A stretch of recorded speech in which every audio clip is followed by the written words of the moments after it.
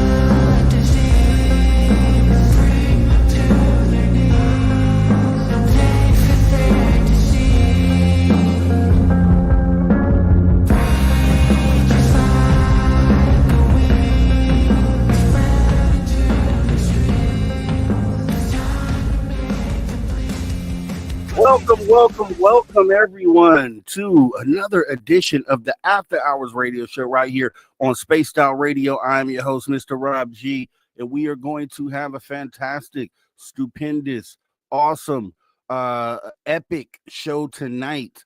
We have Debz Shakti, we have Josh Rutledge. Together, we have Transcendence. We're going to talk about that. We're going to talk about a lot of other things tonight as well. It's going to be fantastic. Make sure you stay right here. You don't go anywhere. You get your popcorn. You stay right where you are at, wherever you're listening from. Let me go ahead and take a look and see who's come on in here first tonight. Courtesy of Race Fan, we got to go ahead and give the gold to Race Fan for sure. First wrench in. As always, appreciate you coming in, Race Fan. We have Robert Lamoth Jr. saying hello, getting that silver medal. There you are, sir. Right for you. And then we have the bronze, Eternity, Eternal. Hi, Rob G. With the silly face emoji. Hi, Eternity, Eternal. You get the bronze. Those are the medals for tonight. Let's see who else has come on in tonight. We got Kitty Catty Whack. Kitty Catty Whack, thanks for coming on in. We appreciate you showing up. Okay, we got Roger Murray. Says, I think aliens, UFO, egg, fake, and hoax. Not going to change my opinion on subject, so if cut me off. Okay, hey, I got you, Roger Murray. Don't worry about it. Everyone's entitled to their opinions. It is okay. That's what the beautiful thing about being an individual is, and being able to sit down and have a conversation. Everyone has their own opinion. Thanks for coming in. Appreciate you. Thanks for showing up, sir. As we get down the list here, Joey Glowy, thanks for coming in. I see you out there. Who else do we have? Road Flare. Hey, Road Flare, thanks for coming on in. We have JSCO77. Thanks for showing up. We got Frankie B. Thanks for coming in. We have, can we get down the list quick enough? Let me see here. We have BA. Thanks for coming on in. Lars Jansen, I see you out there. Nick Adkins 10, long time no see. Thanks for showing up. Tim James, thanks for coming on in. Happy Saturday time for the best part of the evening. A toast to the host. Toast right back to you, Tim James. Thanks for coming on in, supporting, showing up. Miss Catherine Jones, greeting Mr. Rob G and SOR fans. Thanks for coming in, Miss Catherine Jones. We love it when you show up. It's awesome time when you show up, that's for sure. Who else do we have? FAP. Thanks for coming on in, FAP. Michael Kennedy, I see you. Decipher as well, Operation Shutdown, Debbie Nickerson, Flubber Lane, Teresa Levine, and Fast Timmy, and John Lamb. K's on the inside, and we got to start the podcast side of this. So let's go ahead and get this going. Welcome to Spaced Out Radio, the After Hours radio show with me, your host, Mr. Rob G. It's going to be a fantastic night tonight. We have Debz Shakti, we have Josh Rutledge, we have Transcendence, hours 1 and 2.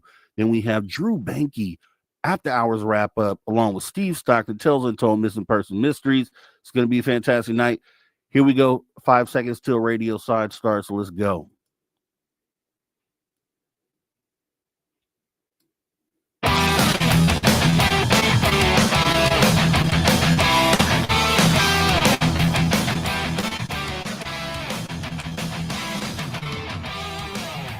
Greetings, space travelers. Welcome home. You just tuned your dial to Spaced Out Radio, the only place where you can own the night. I am your host, Mr. Rob G. And tonight we're broadcasting on our terrestrial affiliates across North America, plus digitally on digital platforms all around the world. Don't forget, you can access our archives for absolutely free. YouTube.com/@SpacedOutRadio, where we have options that are endless. Don't forget as well, you can follow us on Instagram and X at Spaced Out Radio, Spaced Out Radio Show. Our website is still spacedoutradio.com with options endless. Stay up to date with the SR Newswire. Get yourself some official Space Out swag. Plus, you can rock out to the man you hear right there, the Ron Bubble Casal and all, oh so much more. It's going to be a fantastic night tonight. As I said before, if you missed it, we have Debz Shakti, we have Josh Rutledge, we have Transcendence, hours 1 and 2. Then we have Drew Banky with the After Hours wrap up in hour number 3. Steve Stockton, Tells Untold Missing Person Mysteries. Is going to be an epic show tonight. So glad that everyone is here, wherever you may be watching or listening from, in case you're in Radio Land. And we're going to go ahead and really not delay the show. We're going to jump right on in to the conversation. So that means it's time to go ahead and bring in our guests of the night. That would be none other than Debz Shakti, Josh Rutledge, the Dream Team. So you know them individually. You know Debz Shakti, of course, one of my favorite guests to have, Josh Rutledge. We sharpen steel, and together they make Transcendence, and we're going to be talking about that plus a lot more today. How are you guys doing? Fantastic, Rob. Thanks for having us on. I'm so excited for tonight. Yep, feeling a lot of good vibes, a lot of good energy coming up. I think it's going to be a great show. That's what I'm talking about. Good energy, good vibes. You got to give credit to Deb. Deb's brought that in today. She brought it in. She, for some reason, when she's on, the energy always feels like that. I always feel like that, and that's why she's my favorite guest. Oh, dude. We're going to go ahead and jump into some really good conversation here. So, yes, getting it started. We've obviously talked individually, but getting you guys together. I know you guys have just started this thing, Transcendence. I've been tuning in, and I'm like, okay. I see the analytical mind. I see the spirituality side of this as well, and it's making for a good mix. How did you guys decide to do this? What is Transcendence all about? If you wouldn't mind talking to the audience about it today. Take it away, Josh. It's your baby. Yeah. So I don't know, Rob. I got a feeling really early, like middle of last year, that Debz and I were supposed to collaborate on a project together. And I approached her about it, but then kind of life got in the way, and we each had kind of some stuff going on, and so it fell by the wayside. But towards the end of the last year, I was like, no, I really feel strong that we're supposed to collaborate on a project. And so we actually met to do kind of a pilot episode just to see how it felt, kind of talking to each other and how the conversation went. And, like it always does, every time Debz and I have a conversation, it was just a great conversation, a lot of energy, a lot of insight. And so we agreed that it would be a good thing to kind of continue forward. And so it's funny in that at the end of that first episode, which you don't see, it didn't make it into the episode, was Debz is like, I've got a feeling on some names, but I'm not going to tell you what they are. I just want to see what you come back with. And so I messaged her like, 15 or 20 minutes later, and I was like, Transcendence. And she's like, that was one of them. Yeah. Way. That's We are so simpatico. We're just like, I don't know. Josh and I get on this wavelength, and it's almost like we just dual channel stuff. It's really cool. Yeah. So the podcast is what you kind of described there. It's like, it's really it's supposed to be kind of insightful information or theories, ideas that's supposed to encourage the listener to really reflect internally as to what this information means to them and how it can change the way that they view and interact with their existence. And so, we've had I think the first episode was just kind of general conversation, not really following a specific theme, other than the episode that came out last week was around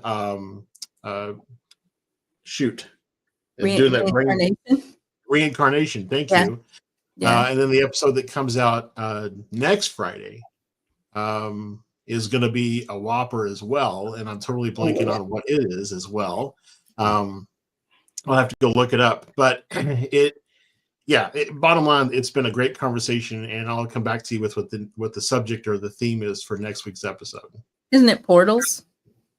That was the first one, I think. Oh, that's right. Okay. Golly, now I'm drawing a blank. I know that when we were finished taping that one, I was so high, I just like flew through the rest of the day. It was so crazy. So it's a good one. That's how you feel. I mean, when you're doing the right thing, you're doing what your purpose is, and that's what powers you and what energizes you. And that's exactly what you're describing. I know the feeling because I get that feeling too when I come in to do a show. It's just like we're here to move the needle. We're here to progress the conversation and enlighten people. And I gotta applaud the show because that's exactly what I see in it. And I can always appreciate that. And I think there should be more of that. There should be more of shows out there that have the intent on having the viewer walk away with something more than they came with, even if that's just a new way of thinking or just something.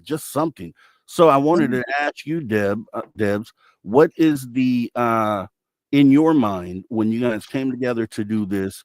I know Josh came with the idea, but what was when you agreed to do it? What did you want to bring to it to kind of make it this thing? I don't know, because we are both like kind of straight down the middle. I am, and I know Josh is. One side is very scientific, questioning, always wanting to go deeper and find out more meaning to life, in the material world and, through science. And then the other half is the spiritual, the metaphysical, the mysterious consciousness. And so my hope with, when he brought this up and we were just trying it out, my hope and what has really transpired is that we bring all of that into the conversation, and we might bring a lot of information to people because we both have, we have some vast experience and studies that we have educated ourselves with. But really what we want to leave people with is something to think about and go explore on their own and have a direct experience. And by the way, I just wanted to say the third episode is about simulation theory. Yep, there you go. Thank you. Yeah. That is awesome. It's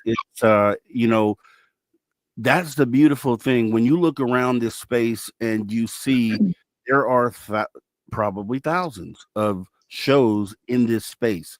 But when you fill a void, a necessary need, a show like this fills that void, and it's actually, it makes it worthwhile. It's not just another show. It's a Mhm. show with a purpose. And Thank you. you know, and no, that's me speaking from the heart. You know, I'm genuine if anything else, right? So Yeah. with that being said, it fills a need, and you know, I always applaud that. We had Reed Summers on recently. He has a new show, Emergent. Same thing for him. Oh, And yeah. it's beautiful to see this thing kind of put itself together, because I think we're all doing that, and the people appreciate that. So where is the show? Where can people find the show? Because you guys should go right on over and subscribe to the show for sure. So if you go to, it's currently being hosted on my YouTube channel, which is Mystic Journeys. And so if you go to YouTube and look up Mystic Journeys, or the handle, if you put it in the address bar, is Mystic Journeys 44. And you can subscribe to the channel there, and then there should be a playlist for the podcast. You can actually follow the playlist, and then you would get new episodes. So Right. we're working on getting it out as an audio podcast. Right now, I think you can listen to it on Spotify, Amazon Music, iHeartRadio. I'm working on getting it into Pandora and Apple Podcast as well. Josh is working his butt off for us. He's incredible.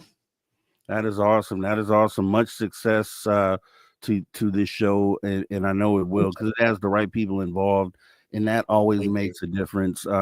You know, and I'll just say this, and you don't even have to comment on this, because this is me just saying this about the field. But recently, you know, when I look around, like I always do, I see part of this community that really is not in it for these reasons.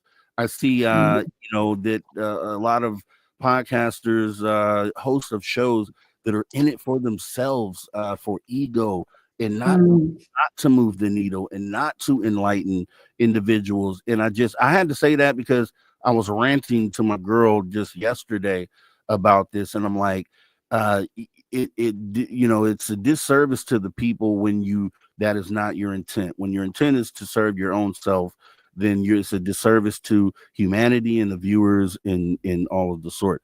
So that's just my little blurb on that, and I'm saying that because you guys are doing the total opposite. So Thank you. keep up the awesome work. Now, transcending. Okay, so we are just shifted into a new year, 2024 to 2025. We've talked individually, but I'd like to know, how did you guys view 2024? And what do you think about what we've already experienced here in 2025? Well, Go ahead. Go ahead. This is how crazy we are. Like, started talking at the same time. Go ahead. So, I mean, I think that there was a lot of energy, certainly in 2024.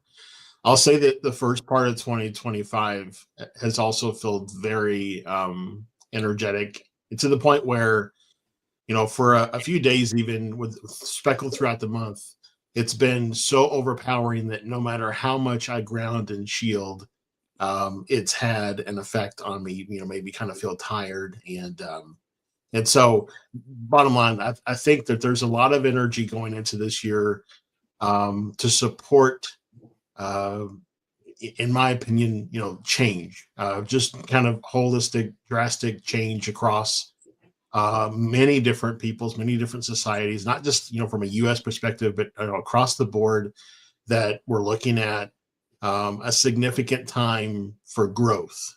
And I don't mean growth as in, you know, the economy or whatever. I mean individual, you know, intrinsic growth from the inside out that will shape our extrinsic world in a way that we haven't thought about yet. Absolutely. I agree with you 100%. 2024 was a year of great repositioning for me. I shouldn't say lost, many people I love, and including one of my dogs, left this planet in 2024. My best guy friend, other than my husband, left early in February, John Yost, and then it just kind of snowballed from there. And I'm like, okay, it seems to be a theme for this year. What am I going to take away from this? Well, it was just one theme, but it kind of seeped out into the rest of the themes that were happening. And that was, you don't ever lose anything. You know, it's the same thing we talk about all the time on here. You and I, Rob, and you and I, Josh, nothing ever goes away. It just changes form and function via its vibrational state. That's all it is. It's energy oscillating at different rates of vibration. So when a person leaves their body, it doesn't mean they're gone. This means you have to find a new way to talk to them, right? And so what 2024 did for me was help boost me into a deeper state of introspection, and left me with a very strong, motivation to find better ways to connect with consciousness. And 2025 has come at me in spades with that. It's been a very high energy month, this first month. And I have had a lot of work. There are a lot of people who are like afraid of all the chaos and all the change and all the what ifs. And yet underlying all that, I see people moving up in their vibrational state collectively and understanding things that they never would have even entertained a year ago. All these concepts that we talk about on these shows, now it's like mainstream stuff. And I think that behooves us it bears more responsibility on those of us who do this kind of work to really stick with it and help everybody out, help them learn, help them grow as we can. So that's kind of where I see us going in 2025, is just like explosive, massive growth on all levels.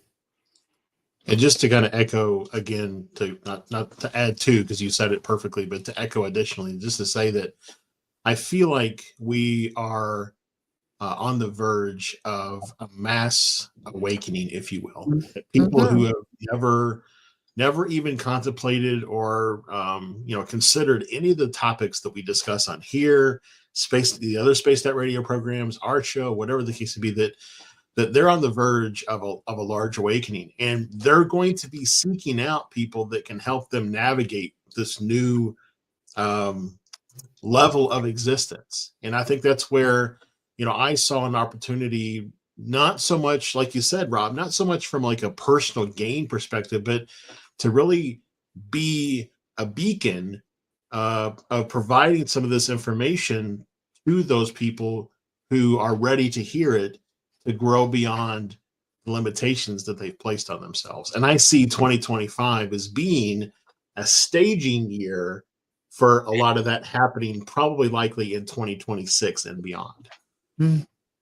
That is all. You guys were awesome in both of those blurbs you just gave me there, because here's how I feel the same way. I'm like, I felt, even earlier, 2023, every year that I've looked at this, 2022, let's go back to then, every year seems to take another step up. And you're right. We are going to be the beacons for those who are just now coming in, because yes, in 2024, it did seem like we had an influx of people who wouldn't have normally looked at this topic. And I think they can't help but be connected to it, because it's all about consciousness, and the overarching thing is consciousness, and we all have a tie to that. So whether you've never looked at this subject before, whether you're totally into this, the one thing that unites us and bonds us is the consciousness aspect of it. And I think people are starting to click on to that. So being the beacon as well, speaking to that, because I think that goes back to, having shows that have the viewers' best interest at heart and humanity's best interest at heart. Because the worst thing that I would hate to see is for someone who's newly enlightened coming into the space and then not seeing Transcendence, or not seeing the After Hours radio show, and seeing one of these shows that really is about the ego of the host. I would hate for that, because it's that first taste of this experience, and it's a bad taste. So that's why I always promote shows like yours, mine's, and others, because these are the beacons and places that I think people will walk away with at least a better understanding of what is going on. And even for us that are in the space, it has been a roller coaster for the last year and a half, because things are happening so quickly, things that we didn't think were going to happen for 20 more years at least, or we didn't really have a number. We just didn't feel like it was anytime soon, and it seems to have ramped up pretty quickly here. I don't know, what do you guys think about that? Oh yeah, tremendous acceleration. Excuse me, of the energy, which then makes everything material move faster. It's happening on par with how I thought it would as far as the timeline, but I'm still shocked because I'm like, wow, like the star teachers, when I channel them, they're saying like, this is the timeline, this is the incarnation that it all happens. And intellectually I hear that and I talk about it and all of that, but I'm like, I'm watching it happen. It's just falling into place little by little by little, and it's snowballing. Like, it's going so fast, it's almost hard to keep up with. It's almost hard to keep my bandwidth. Josh was talking about like feeling tired, drained sometimes because it is so much. So we also have to remember that it's important to get back to our roots. Literally, go outside, be in nature, be under the stars, be under the sun, a part of each day, so that we can it's almost like putting your phone on the charger, right? If we don't, our battery's going to go down and we're not going to be very effective. Eventually, we'll blink out for a while. And this is the time we don't want to blink out. We want to be conscious. We want to be full of energy. We want to be aware of the beauty around us and not just consuming information all the time. So there has to be a balance of that. Definitely. Anything you want to add to that, Josh? We got about 2 minutes for a break. Just to kind of pick up on what Deb said towards the tail end around consuming information. We have had a lot thrown at us, even in the last couple of weeks, with the special from News Nation, which I'm sure you're going to get into. And so it's important, I think, that each one of us, because I cannot stress this enough, all of existence is an individual experience-based existence. So each one of us is meant to consume information, but then reflect on it internally and see what it means to us. And so it's good to listen to what other people think, something means, or what it, how it furthers the study or the education or whatever. But ultimately, it's for you to reflect on internally and decide what it means to you and how it shapes your existence. Right. That is awesome. And this is also a moment, and we'll talk about this also on the other side of the break, but skeptics, it's time to stop playing against each other, and it's time to come together, because this moment includes you too. The enlightenment process requires you as well. This is for all of us. This is not for just people who have been entrenched in UFO lore for all these years. This is for every individual on this planet. We're going to talk about that and a lot more. So you guys don't go anywhere. It's going to be an awesome show right here. Debz Shakti, Josh Rutledge, Transcendence, ufology, humanity, all of the sort right here on Spaced Out Radio, the After Hours Radio Show. Don't go anywhere. We will be right back.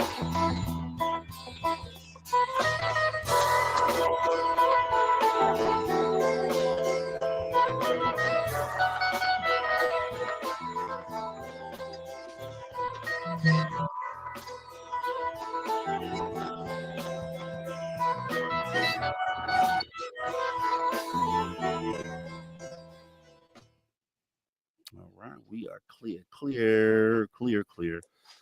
Oh wow, that was not fast. It's gonna be, man. I just God, feel that went so fast. Yeah. Crazy. Yeah. Every time I'm on this show, I just am amazed. That's just so nuts. and that energy high that you're talking about. Like I'm Yeah. feeling it. I'm feeling it. So I think energy does resonate, right? And I think it may spill over into the audience. So I hope they get to take that good energy Mhm. and walk away with it as well and spread that. Yeah.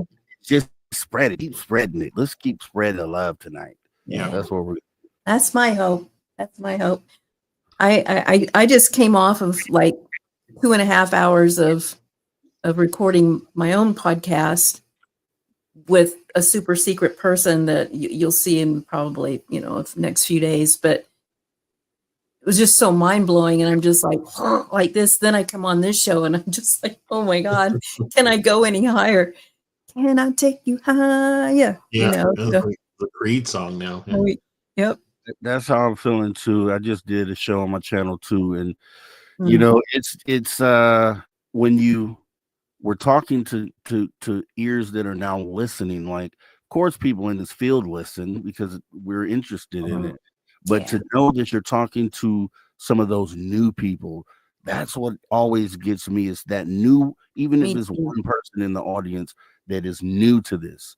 That's Yeah. why I like to dumb it down when we explain things and not just Sure. talk UFO jargon. Because it's all about the new person that has come in for the first time. Right. I see you out there, Scott Rosen, Carol Amerio. You guys, I didn't see you earlier. Tina Smith. Let's see who else. I know I missed a few people coming in. Joe Monk. Yeah, Joe really wants you to do the moose antlers. Yeah, Moose. So what is that? I saw that. Okay, that's for you, Joe Monk. Joey. Let's see. What else do we have? Dirty Phil stopped by for a minute. Says he loves Debz. That's why he came by. Appreciate you, Phil, Oh, I and love you so much. telling people to hit the like button with the still cheer, folks. Please do. Please let people know you like the show. Right? So that sometimes that's why people decide to watch the show is if they see enough likes on there. So go ahead and hit those likes. Juggle the algorithm a little bit and get us out there, because these conversations should be heard by human beings, which means everyone. So let's do that. And Susan Alloway, I see you out there. Michelle Blasky. Hey, Michelle. Nice to see you back and appreciate you showing up. Let's see. Who else do we have out there? We have Deidre C. Deidre C. Hi, Deidre C. A few people I didn't get to, and I think that could be it. The Andromedan. Hi, the Andromedan. Thanks for coming in. Christine. I don't know if I said hello, but hello. Hi. Rezo Factor. Thanks for coming in. Appreciate you. Algory. I see you out there also. Let's see. Gemma Jackson. Hey, Gemma. Thanks for coming on in. Appreciate you showing up to the show tonight. And to Mothman. Did I say hello? Hi to Mothman. Appreciate you showing up.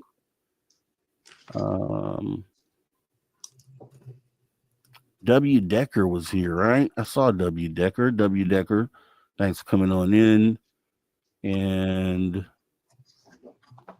yep, there he goes. And yeah, we're looking good. Michael Kennedy. Okay. All right. Looks like we're looking good. We've got about a minute left. And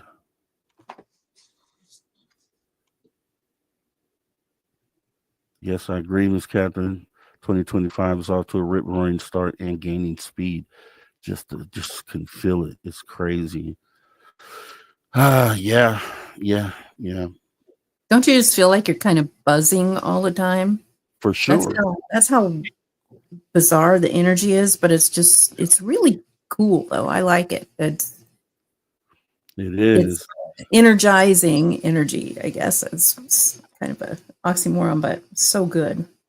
Well, it's interesting too, because when you think about it, if you've always operated at one level and then now you're operating at a higher level, it's going to take time for your body to acclimate to Integrate. receiving all of that. So you're going to have symptoms, right, while that happens. Yeah. And then you're going to be at that new level. And then, in a year or 6 months, whatever, it's going to raise you again. And then you're Gonna going to ramp go up. for a little bit. Welcome back. As you hear, we are in the building with Debz Shakti. We are in the building with Josh Rutledge, talking Transcendence for humanity. For everybody out there, make sure if you missed any of the show tonight, jump in the archive. They are 100% absolutely free. YouTube.com/@SpacedOutRadio.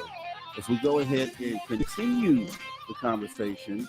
So yeah, definitely. The year has started off really good. We're talking about energy, and it just seemed to be filled with this this wonder of what's going to happen next. And I said this on the show I did earlier today. I said 2025 has been off to such a great start that and the moments have been so epic. The implications are so mind-boggling that if we can vet the things that have happened just so far this year, then we can go the rest of the year without anything, and this would still probably be the biggest year that I've seen within ufology, maybe for humanity in the last 1,000 years. I don't know. Maybe I'm going a little far with that.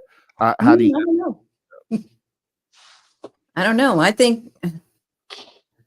think we're just scratching the surface of what 2025 is going to bring as far as the UFO phenomenon or whatever you want to call it. I just call it consciousness, but in particular, sightings and connection with other beings, non-local consciousness, non-human intelligence. It's just now. I mean, we've had so much in the last few weeks, but I think it's the tip of the iceberg. I just really know it is. I'm very excited for it. I felt for probably the last 2.5 years, I felt that there was likely some arrangement that came out of, kind of the end of Blue Book that said, we're gonna let people know, but we need time because the governments of the world never do anything fast. And so we need time to bring them up to speed. And I feel like now we're basically nearing or even potentially past that deadline. And the other consciousnesses of existence have basically said, hey, we had an agreement. You all didn't live up to it. So we're just going to let things start, snowballing, and let's see what happens. Yeah. Yeah. I mean, it's going to happen whether we agree to do it or not.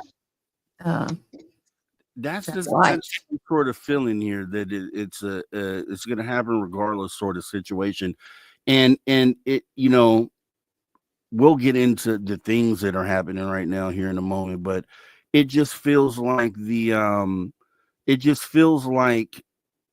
whoever is on the other side of this consciousness is directing us in this moment to potentially the moment that we've all been looking forward to. And I want to say this because we said this during the break, but for the radio audience, just a word to skeptics out there. Like I always say on all shows that I invite skeptics in. I want skeptics as a part of the conversation.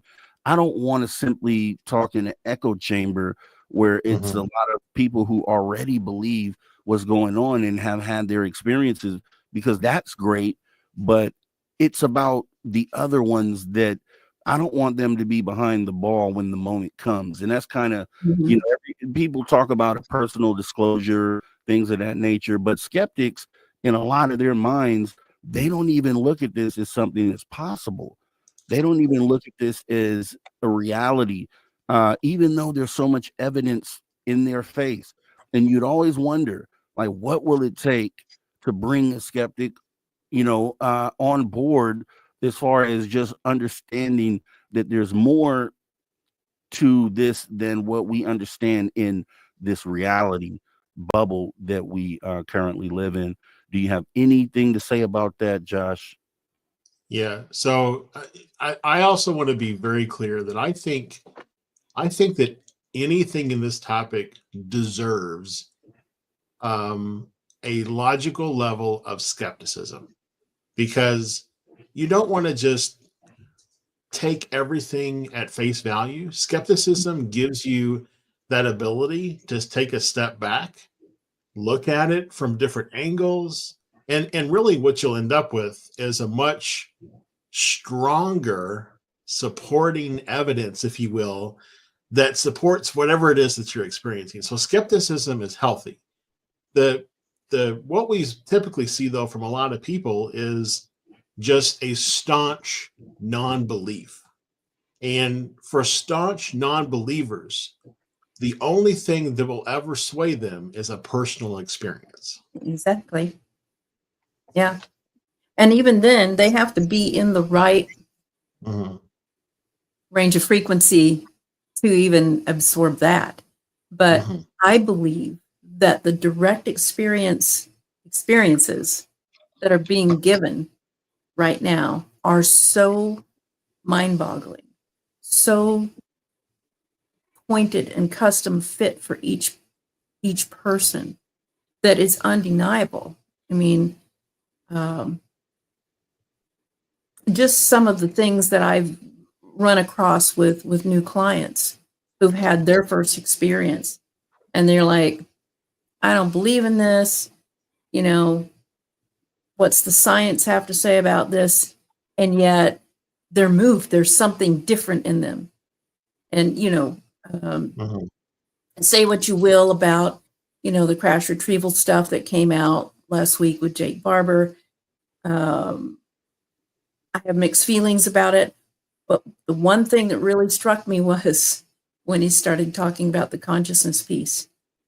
When here's this rough and tough, you know, military special ops helicopter pilot talking about miles away yet from where he was supposed to pick up whatever it was, a mystery box or the egg or whatever he was. I can't remember when this happened, but he said suddenly he was overcome with feeling. And it was like a holistic feeling of all the emotions all at once. And he started crying in front of his peers, which just doesn't happen. I mean, I don't know, maybe Drew can speak to that. I'm sure there are hard-nosed military guys. Maybe even Drew did when he was in the military, cried in front of his brothers, but it doesn't happen often. And that struck me because I'm like, okay, they're going to hit them hard, right in the heart, if nothing else, to get them to pay attention or ask questions later.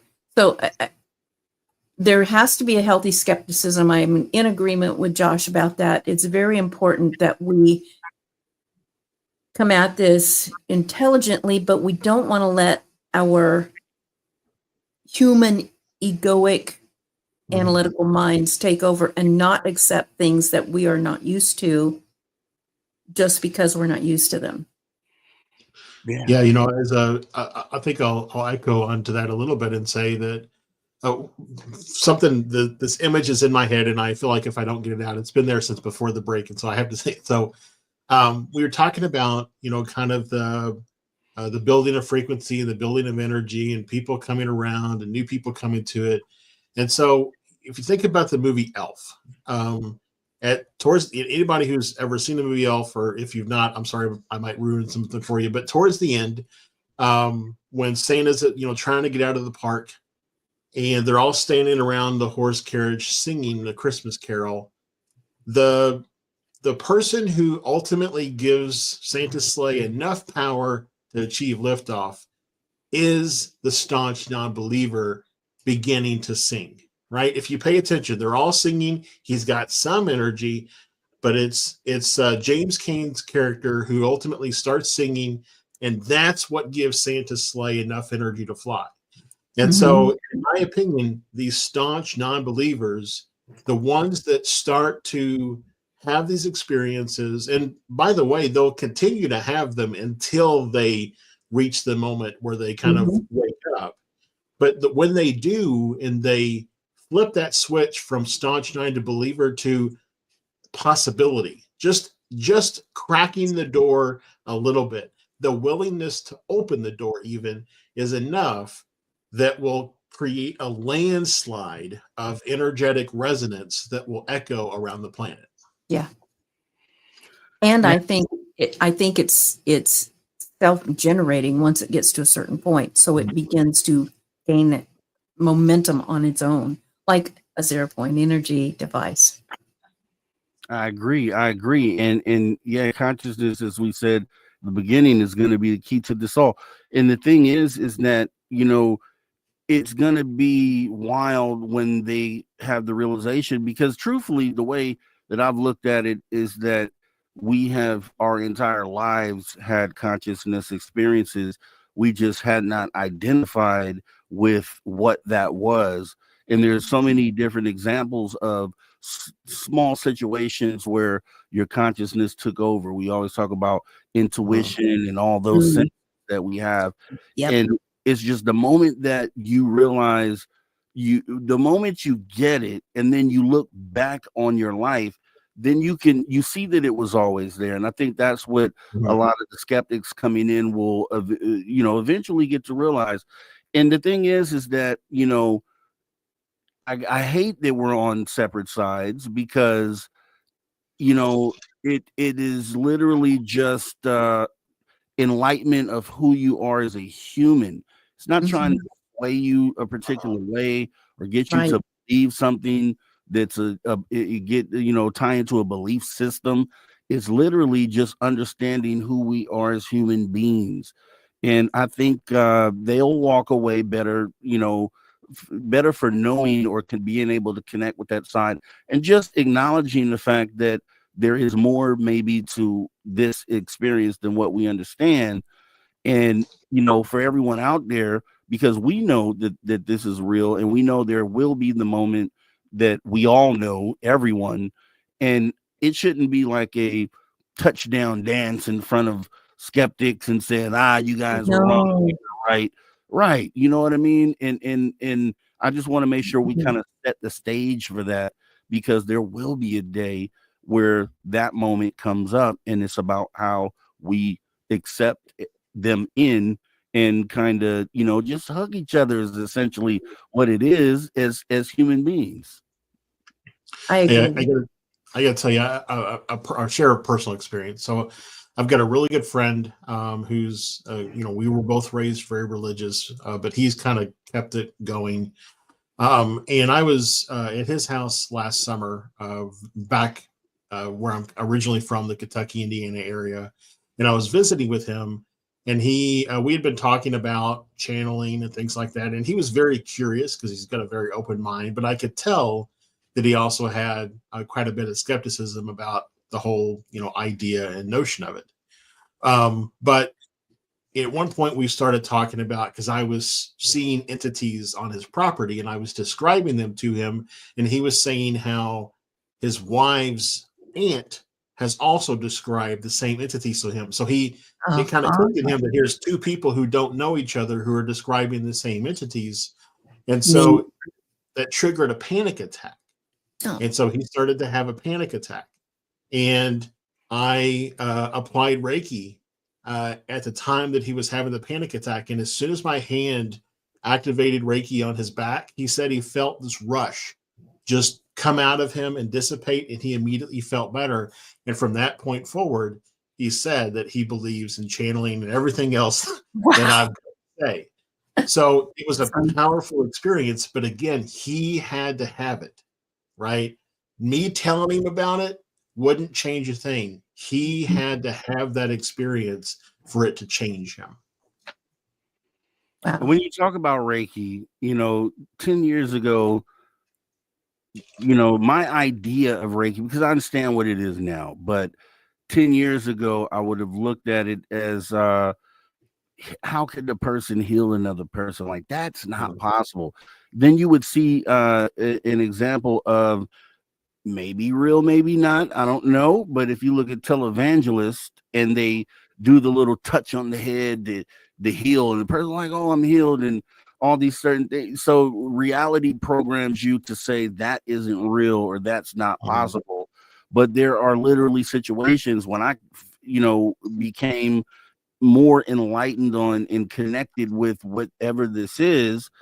I had a Reiki, I guess, situation where I healed my pet. Well, I didn't heal my pet, but the healing energy came to me and brought my pet back to life, which was just mind blowing. Just when you experience something like that, it's just, it's. I think it's we are so powerful as human beings. Like, I almost wonder what our limits are, if we'll ever understand what those limits are. And I saw somebody in the chat wanting to know, like, are we really this close to kind of being in this moment? And I think the answer is yes. I mean, you literally, if you look back a couple of years and look at what's going on now, or just the feeling, it's different. It's totally, totally different. Yeah. I mean, the energy is completely different. The landscape's different. The environment's different. But this, I don't know, there's something stirring in everyone right now. And that's why people seem uneasy. They feel weird or whatever. If we can just ride that out, it will even out. Our bodies have to take time. Our physical matter has to take time to catch up to what our energy fields are doing, right? And they're getting infused with all of this new, vibrant, new experience that we're not used to. So we also have to help each other with Reiki, with any kind of healing modality that we can help others with. Being present with someone. You don't even have to touch them, just being present with them until their energy kind of evens out with their body. It's important. I didn't get to ask you this, Debz, because I hadn't talked to you. I've talked to Josh since this all happened, but as the things that we'll get into more in the second hour, just the mood of ufology in the last part of the year, like, as an energy person, do you feel something different about what's going on, like specifically pertaining to the events that have been taking place lately, the drone situation, which could be potentially, because it's still not known, could be maybe a contact situation. But as far as the energy behind all that, did you feel anything different when this was coming in? Like, when you first heard about it, did your energy, your spidey senses kind of tingle at all? Yeah, my spidey senses are always tingling these days, but I don't want to say that I felt different. I was not shocked, but it was greatly amplified from what it had been.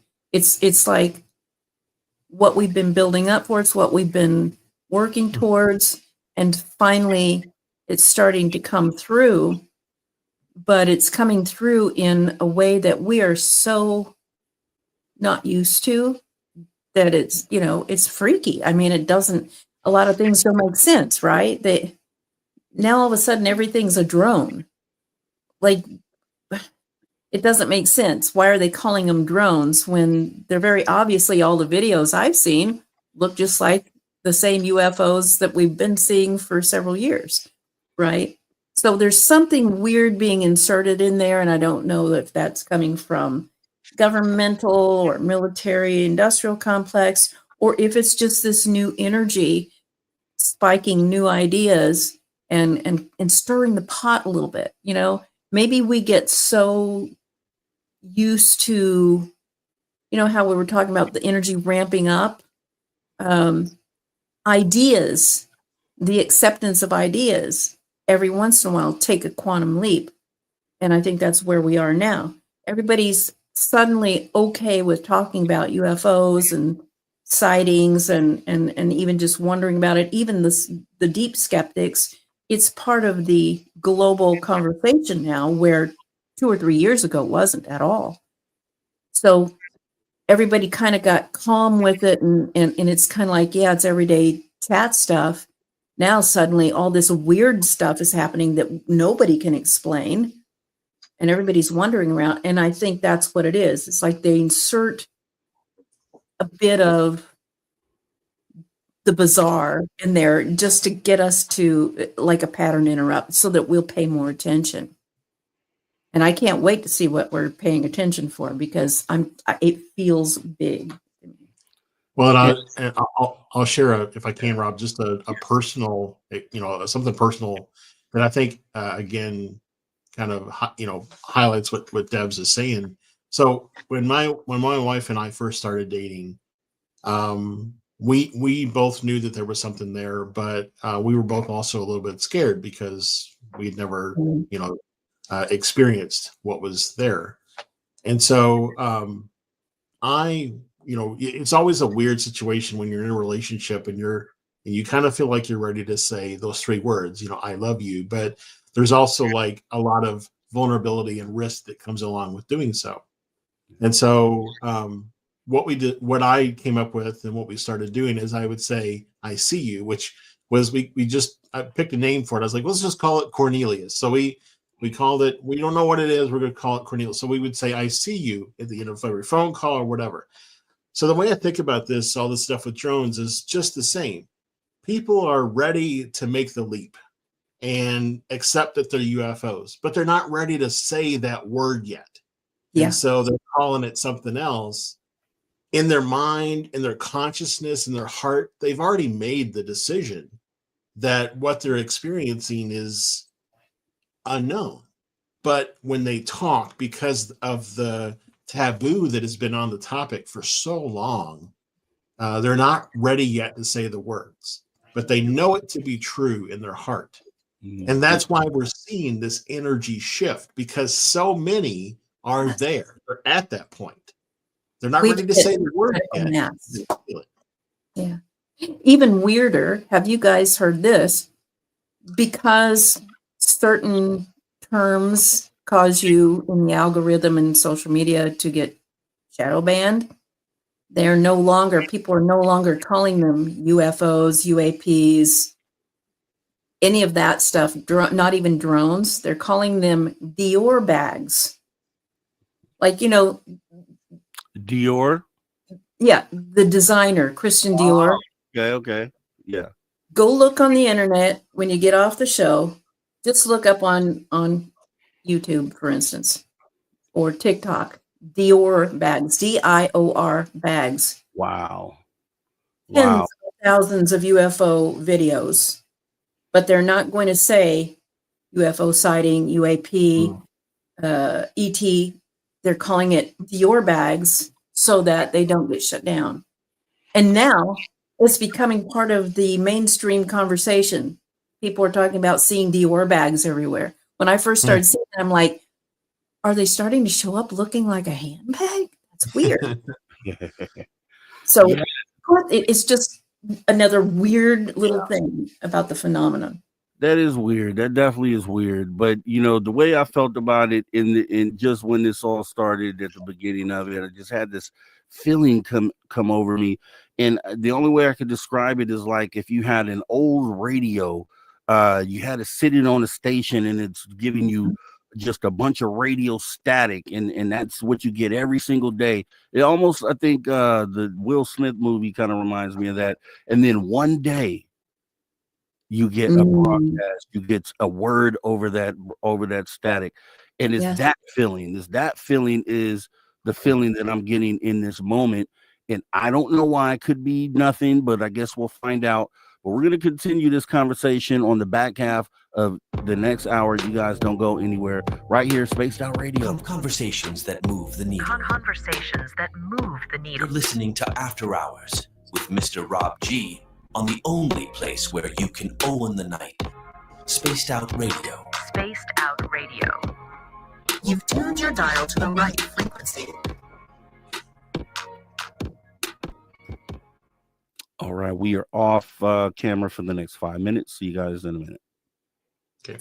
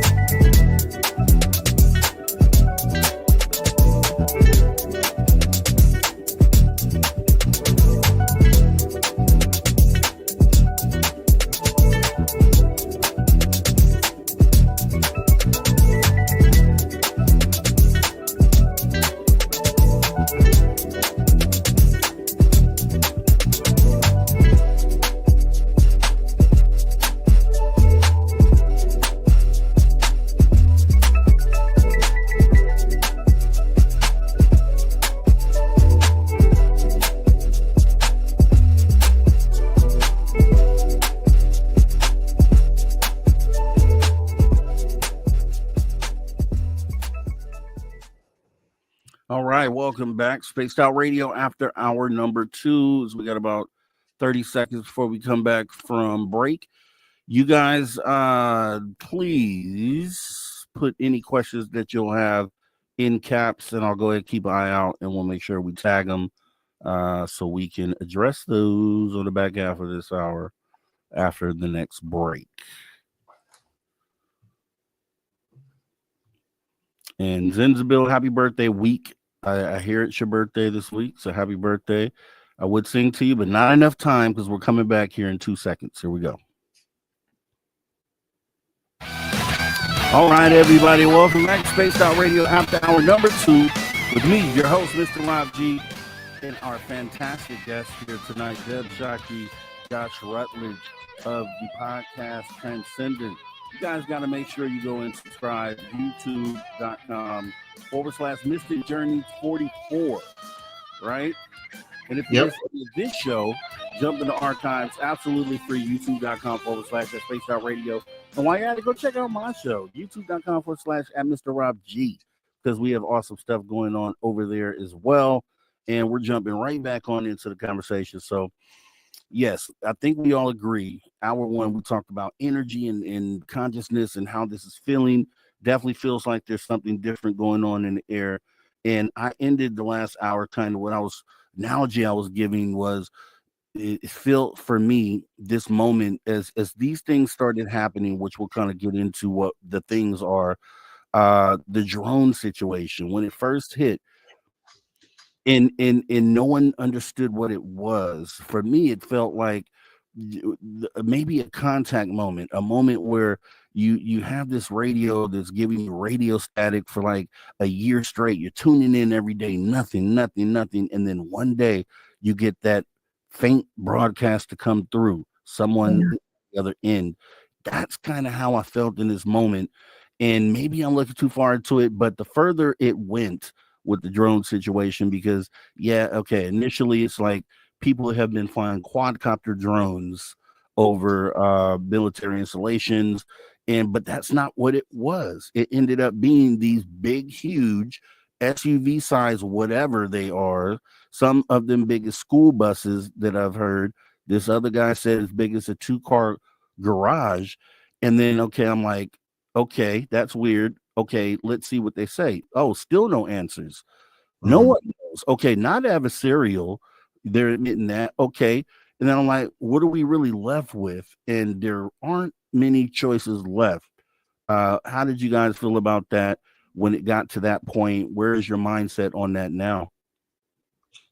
Yeah, I mean, I think it's like that, when we first got together and talked about it, I think, with Dave back when it kind of first became a big deal, I cautioned against the worry is that the 24-hour news cycle is that eventually it was going to become old news and people were going to stop talking about it. And that's kind of what happened. It's still ongoing. I still see posts by, connections on Facebook and places that they're still seeing drones in the area. Like it's still happening. You just don't hear really anything about the news about it anymore. And so, unfortunately, I think because news coverage also, I think sometimes determines the amount of attention that something gets. Because of that, I don't know that we'll ever really have a definitive answer on the drones. But I think it's a very interesting, for sure, topic. And, I'm happy that individual people are still posting when they are seeing them or filming them or, whatever, and making sure they're spreading the information, even if, regular media is no longer interested. Definitely. I think that's key. Yeah, I think it's key that we continue to report sightings and experiences and so forth, because let's be honest, mainstream media reports what brings in the bucks. And, right now the focus is on politics and, what's happening there.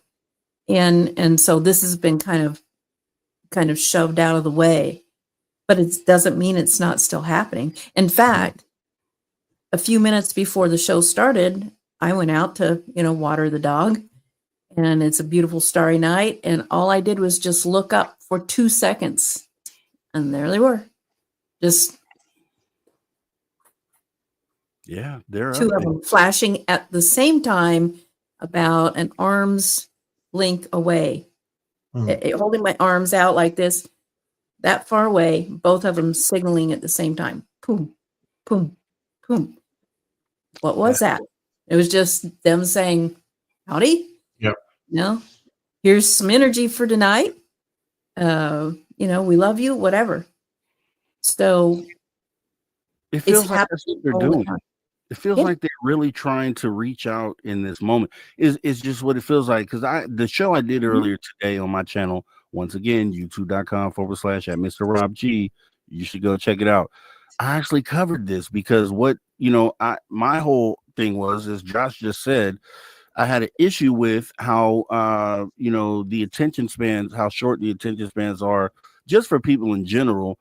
But I felt that it was important in this moment, being that our goal is disclosure, and then what we do past that, that if this would happen to be a moment, not saying that it is, but if it would happen to be a moment of disclosure, then it worried me that the attention span was so short, especially within the community, because what this says to me is, if aliens were to land tomorrow and we get to this disclosure moment, that the attention span will be that short, and we will continue on with this crazy world that we're already living in, and that things won't really change. It gave me a glimpse of that in that moment, with the attention spans being so short, because the fact is, as Josh said, it's still going on. And one thing I did want to point out about the fact that it's still going on is the reason why I did the show is to bring it back into the conversation, because as news cycles progress, things get left behind and you never get to go back to those things. So I think it's important for us to kind of, until it gets resolved, to keep it part of the conversation. Keep it up, keep it out there.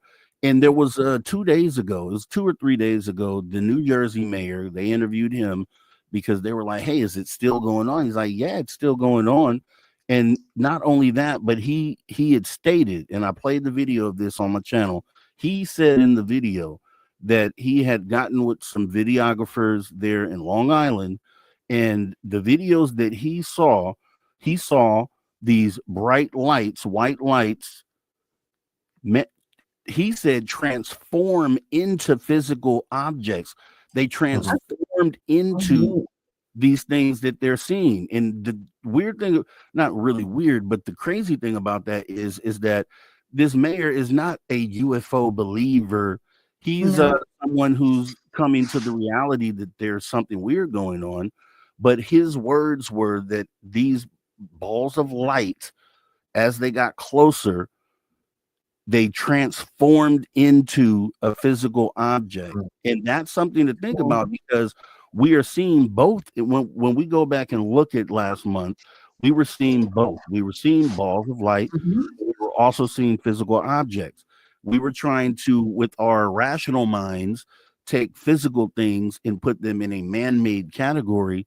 But I think one of the links that we were just given with this mayor's statement is that, and we thought this could be possible, that maybe for some reason these extraterrestrials were able to manifest themselves into these physical things. It was just a thought. But this gentleman has said he's watched the video where that actually happened. So I think that's a pretty big thing. And then there was also another gentleman last month who, when this was at the height of what was going on, he came on News Nation. Shout out to News Nation.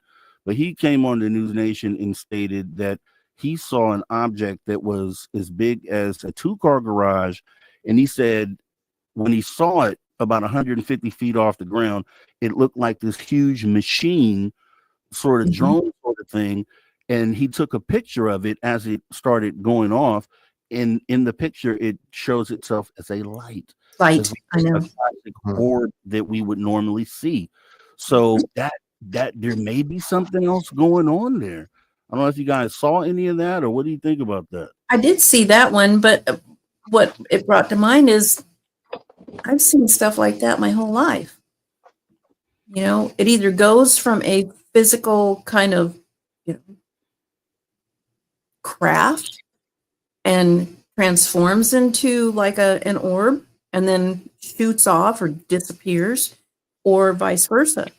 And I've experienced this personally, and I bring it into a lot of my quantum hypnosis inductions, like even the group one I did, not long ago, where you literally do, I believe the orb is your consciousness. This is how all consciousness travels through dimensional space, if you will. But when it comes into our third dimensional space, it can choose to take a physical form, like a craft. So I don't know, it's just a theory of mine, but I've traveled that way myself with these beings. And you either travel in an orb and you wind up in a craft, or you're in a craft and you wind up in an orb. So I think it's the same phenomenon, but with different properties depending on what needs to be done and even what frequency you're in.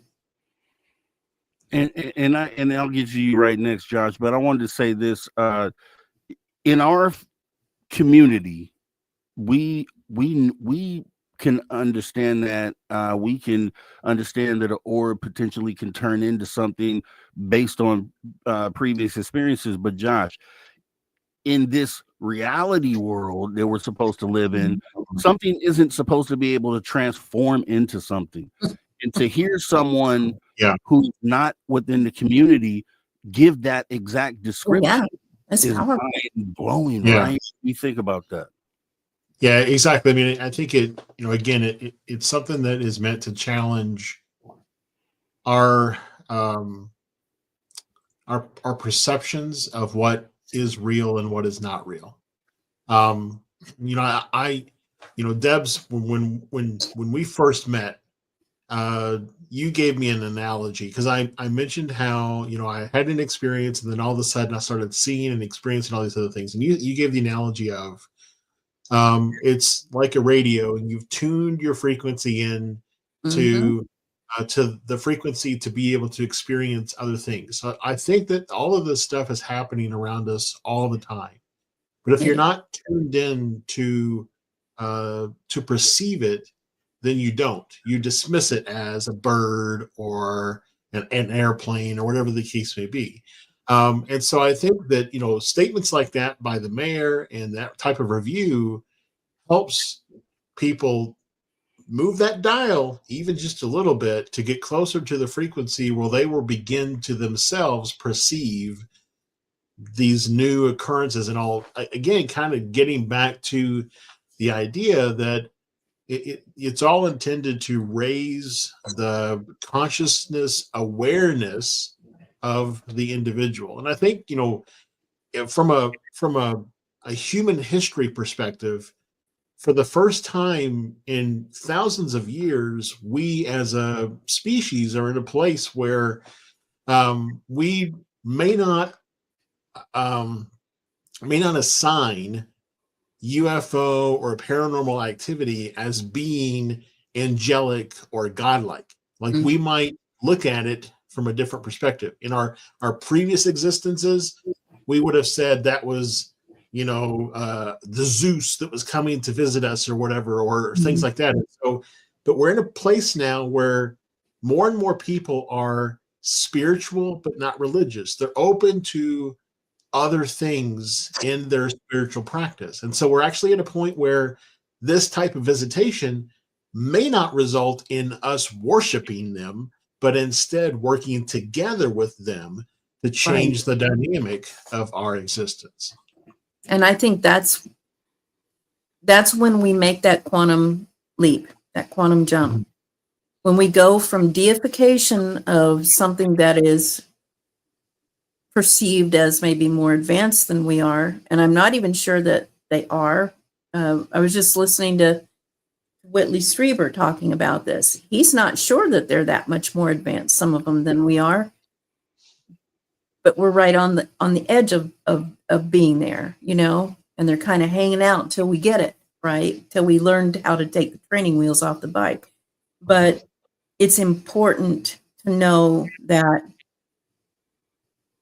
it is happening, and it's happening in the way that has probably worked for billions of years with all kinds of civilizations. Mhm. I'm very sure of that. I think it's a process, and we've moved up in that step where we're about to take that next leap, but we have to have some of this other context first. So Yep. that tuning of the dial is very important, or we're not going to perceive it. It like Josh said, and I totally agree. It's always been happening. They're always here. Everything's happening all at once in the same place. We've talked about this before, Rob, right? Oh But we yeah. can't Oh, yeah. perceive it unless we're in that expanded perceptive mode. Yeah, yeah. And to add to that here, the idea that Josh just posed about how we've looked at these things historically as gods because we didn't understand the technology. We were just so far primitive that we just couldn't get it. And it's in a moment now where we have made advancements, maybe not get to the level of what these things are doing, but we still are at least at a point where we could have the conversation and kind of better understand what it is that we're looking at. We're looking at entities that have tech and they may be a little more advanced than us. They're not gods.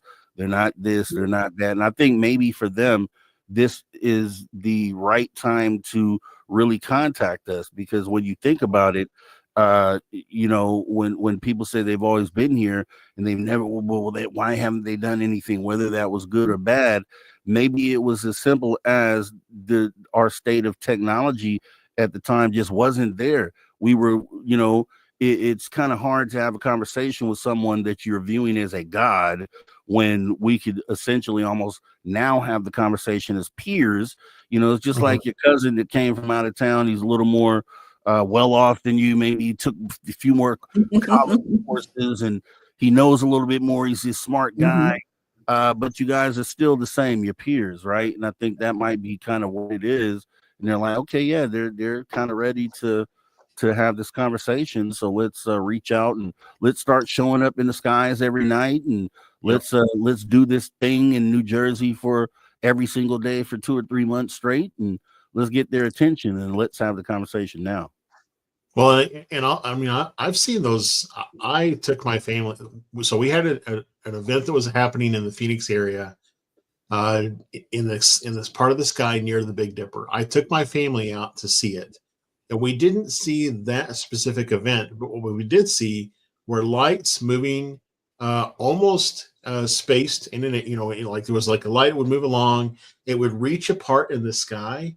It would disappear. It would seem like it would fly behind or into something. There was no mountain, there was no cloud. It would just disappear. When it came out of the other side of this space, it had blinking lights and it had some sort of a structure, almost like it passed through some sort of a portal, if you will, that changed its appearance.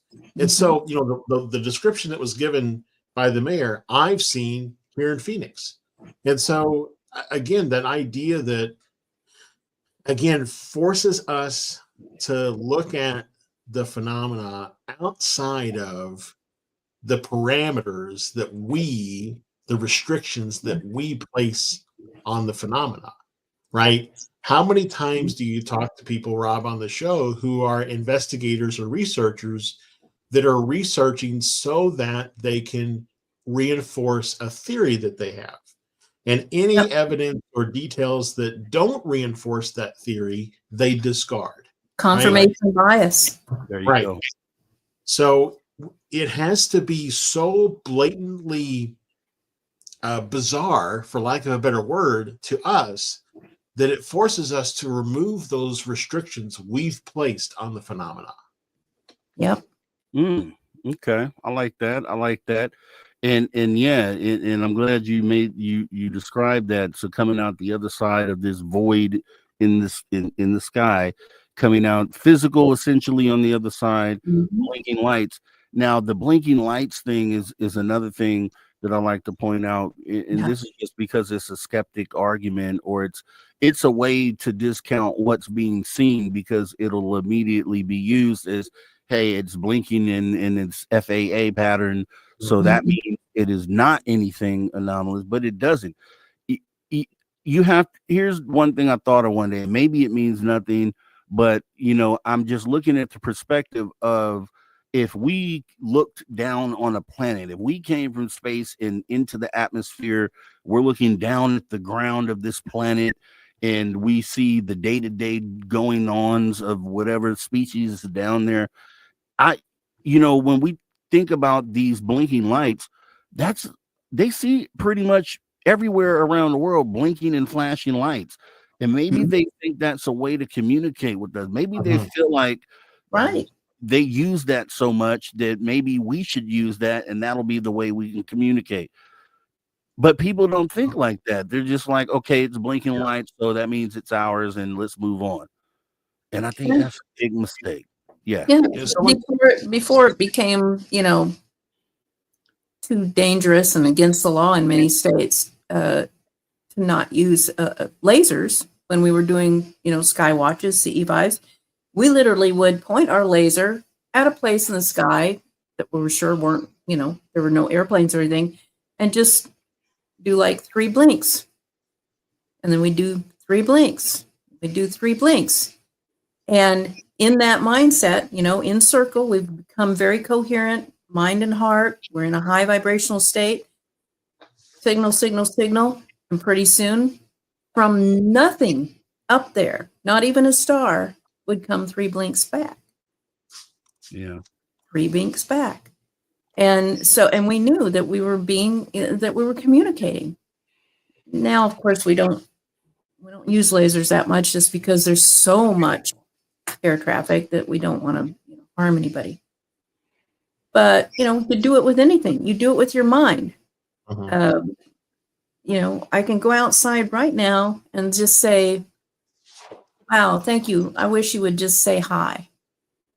And suddenly there'll be a power up, there'll be a flash bulb, there'll be something going across the sky that doesn't have any nav lights. So I think they're trying to give us new ways to verify that we're communicating, Mhm. right? And And then that's too, I will say, they've always used what look like airplanes or birds or whatever to get our attention, to look at a certain part of the sky, Mhm. and then there will be. So Yeah, and I'll say too, kind of Rob, about the comment around, we're not as advanced as them, and I think Deb, you said, uh, Straber was saying that we may be as advanced. mhm. I think that the capacity for human ingenuity puts us intellectually and imaginatively at the same level as they are. Mhm. Again, the same way we restrict what we understand about the phenomena, we restrict ourselves, right? Oh, that's a And huge so, point. Absolutely. and so we may be just as capacitive for advancement and enlightenment as they are. We just can't get out of our own way. Oh, huge statement. Yeah, I Can't get agree. out of I our agree. mind's way.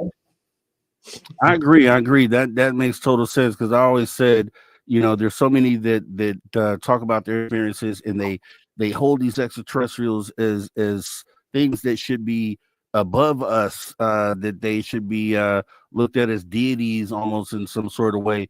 And I'm just looking at them as like, I think if you were to sit down with one of these, whenever this day happens, that you will find out, once you absorbed things that they may know that you don't know, that you'll get to a point to where you'll find out that they actually don't even know everything, and they're still trying to figure it all out, just like we are. Mhm. And we're kind of in the same situation.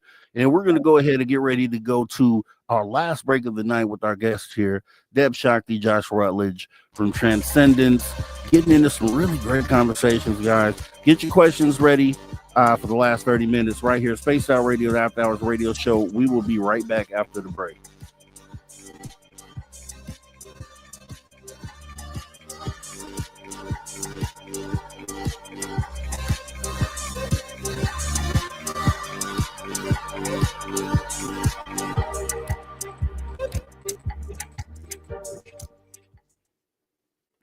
right, we are clear. And yeah. So great conversation, guys. It's been Yep. going awesome. Everything I thought it would be and more. And for everybody else out there, get your questions ready. I got a couple that I went ahead and tagged already. Join the conversation. Say what's on your mind. We would love to know, and put it in question form. Ask a great question, and yeah, you'll be part of the conversation. So appreciate you guys. Choosy Heretics choose Carnation Revolution now. Wow, that's a That is mouthful. a long name. And we do appreciate you coming on in as well tonight. Cat's Tongue 96. Hey, we appreciate you showing up. Paul Demond. Hey, I see you out there. Thanks for coming on in. Let's see. Bomber. I see you, Bomber. Thanks for coming in. Who else has joined us here recently? I saw W33. W33. Appreciate you coming in. And I saw you said you liked the intro, W. Which one? You said, I like the intro to your show. Which one? On this channel, my other channel, both channels? Let me know. Appreciate you showing love, though. Lynn Lucas, thanks for coming on in. Appreciate you showing on up. Let's see. Who else? Who else is snuck in here? Who has snuck on in under the radar? Blue Cruise, thanks for coming in. Carl Bittner, hi, you Rob, and all you Spacey After Hours spaced out peeps. Appreciate you, Carl Bittner, as always. Thanks for coming in tonight. Jorgen Johansson, never experienced anything, but I've been curious since I was around 14, 15 and read Von Daniken 62 now. Okay, nice. This is all about discovery. You know, it's no one knows everything, and it's like why we always have these conversations, because you learn something new every day. We all do. It's amazing, it's inspiring, and it's I just love it. I love it. I really do.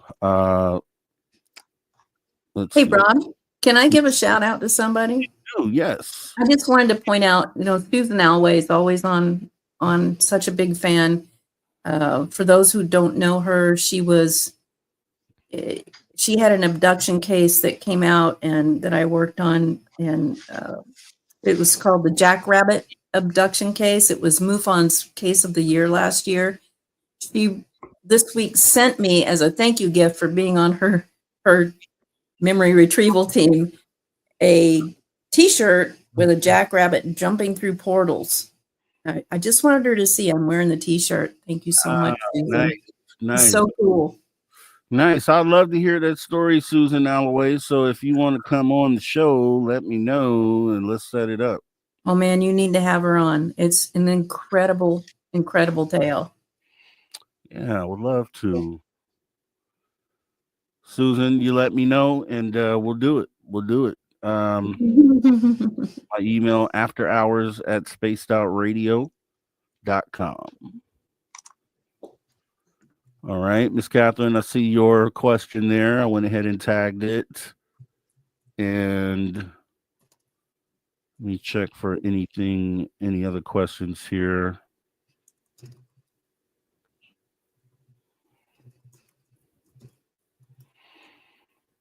Andromedan, I see you sort of had a question. I'll tag it still because I think it's relevant and we should talk about it. And let's see.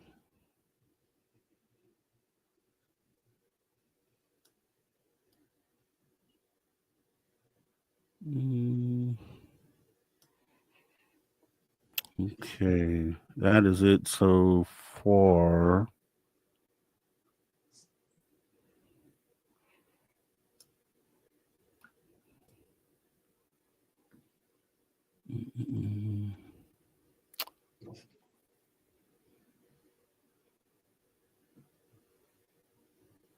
Cielo Azul, thank you for coming on in. I see you just snuck in.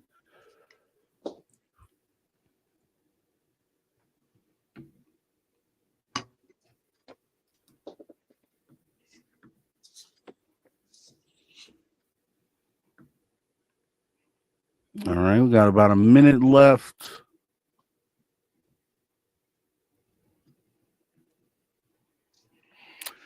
Once again, a minute. That's enough time for you guys to go ahead and hit that like button if you haven't already done that. That would be awesome. Let us know that you like the show. Let's hit 100 before the end of the show. I don't know where we're at. I can't see it. I'm not going to look either. But I'm just going to hope and manifest 100 as the number or higher before we finish this show. So be awesome. Be the awesome one that you are, and hit that button and let us know that you like the show.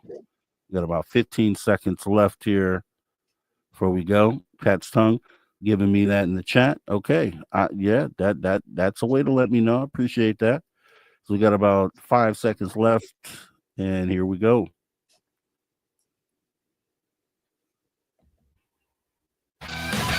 All right, everybody, welcome. Spaced Out Radio, the After Hours radio show, back end of the second hour with our guest here. We only have 23 minutes left with our guest. Make sure you get your questions in. I got a few questions tagged. Also, we'll be talking about some other stuff. I appreciate everything that you guys do for the Spaced Out Radio After Hours radio show. And always remember, if you missed anything that we've talked about so far, jump in the archive, 100% free, youtube.com/at Spaced Out Radio. As we go ahead and get back into the conversation, before we actually jump into the questions, I did want to kind of get your opinion on the whistleblowers that have come out here recently. We have Jake Barber, who we saw the epic video on the interview, but it turned out that he wasn't the actual pilot that retrieved that item. So, look at that, how you like. But he did show images of an egg-shaped craft that he took pictures of. And apparently he is working for a contractor that I hope we get the name of soon, because, for the way that I saw this was and how big this moment was. Before I say this, a lot of people looked at the interview and they said, it wasn't really anything. And I'm like, I think sometimes our expectations, we set them too high going into these things, and we're expecting them to bring out the baby extraterrestrial or to sit in front of us and talk. And then when it's not that, then they're like, it's nothing burger. But if you look at what happened in this interview, we got a whistleblower who flew in a helicopter that was involved in retrieving craft on behalf of a contractor that was contracted through the United States government. It is literally the smoking gun to the only next step, which is knowing who the contractor is and then knocking on their door to go see said retrieved craft. What did you guys think about Jake Barber coming out, and how did you feel about it? Well, as I said, go ahead, John. Here we go again. No, I went first last time. You go ahead. Okay. I said it earlier in the show. I have mixed feelings about it. There were some things that, like, them kind of making out that he was the helicopter pilot in that video, and he wasn't. There's a little bit of spectacularism there, but I'm so empathetic, and I'm very psychic. And when he started talking about the consciousness piece, I felt he was forthright there. And whether he is part of the whole misinformation kind of scrambled eggs kind of agenda or not, that part felt very valid to me. And what was so exciting for me about that is hardly anybody up till recently has talked about the consciousness piece. It's all about the nuts and bolts. And this is what I've been waiting for. Let's talk about who it is, how it feels. Talk about how it feels to have this contact, because it is overwhelming and sometimes very confusing and often beautiful or terrifying. We need to talk about that part of it. I don't know that I would call it a smoking gun yet. I think it's little pieces building up to that, though. And I hope, I'm like you, I hope he does come forth with that contractor. And if he does, that may just break the whole thing open. So. Yeah. What do you think, Josh? What were your views on this? So I would agree that I think Barber was genuine in his testimony, as a part of the interview. I think he was also very genuine, and again, like Deb said, in his talking about he didn't need to add the consciousness piece to the interview, but he felt it necessary to do so. So that's, again, very genuine. I think y'all had a round table. You talked about it. I couldn't make it, but I sent you my thoughts after the fact, which was they showed a video that he was not on record discussing. I thought that was a red flag. Not to necessarily call the video into question, but even if it wasn't him in the video, it would have still been nice to have him say, "Oh yeah, this is similar to my experience transporting the egg." That enough, even though he couldn't have been able to, verify or validate the video itself, just to be able to look at it and then respond and say, "Yes, this is similar to my experience," would have, I think, strengthened his case or the case that News Nation was trying to present. Yeah. But I also will, this has been my argument from the get-go, is that this is a chess game, and this is just another piece on the board that is getting moved. And the public response is another piece on the board. And so in playing this piece and moving this piece, the public response is moved as well, thus leading to whatever, the end result is that people are trying to achieve. I've also said on this show and other shows in the past, for me, disclosure happened in 2018, when the Pentagon said, "Yep, those videos are ours." And I don't think we'll ever really get the State of the Union type announcement that people might be looking for from the government saying, "We've been retrieving crashed UFOs for 70 years, and here's what we know." So I think that all of this is there's an air of, or my gut says that there's an air of, there's some sort of a hidden agenda with all of this. And again, the public response is just a piece that's on this game board that's being manipulated and played towards the achievement of that, whatever that end goal is. And I don't have a strong feeling that that end goal is for the benefit of us, which is why I think, like we said earlier in the show, open contact is so near and coming, because those, kind of enlightened beings that are contacting us, that are visiting us, they see that this is not leading towards us gaining insight into our origins or what we are as a species. Okay, I like that. And I had the same thoughts as you both as we broadcast the event live and gave live commentary. One of the things, and I didn't actually find out until after that show, that he wasn't actually the one who retrieved that particular object we saw in the video. And so when I verified that, I was like, wow, that is really, really weird. Like, why would News Nation present this as if he was the pilot that retrieved this crap? And then so I went down a thought process. I'm like, it had to be done for a reason, because normally a misstep like that would not occur unless it was potentially purposely done. And then when I thought about that, I'm like, okay, well, what would make sense? Why would someone do that?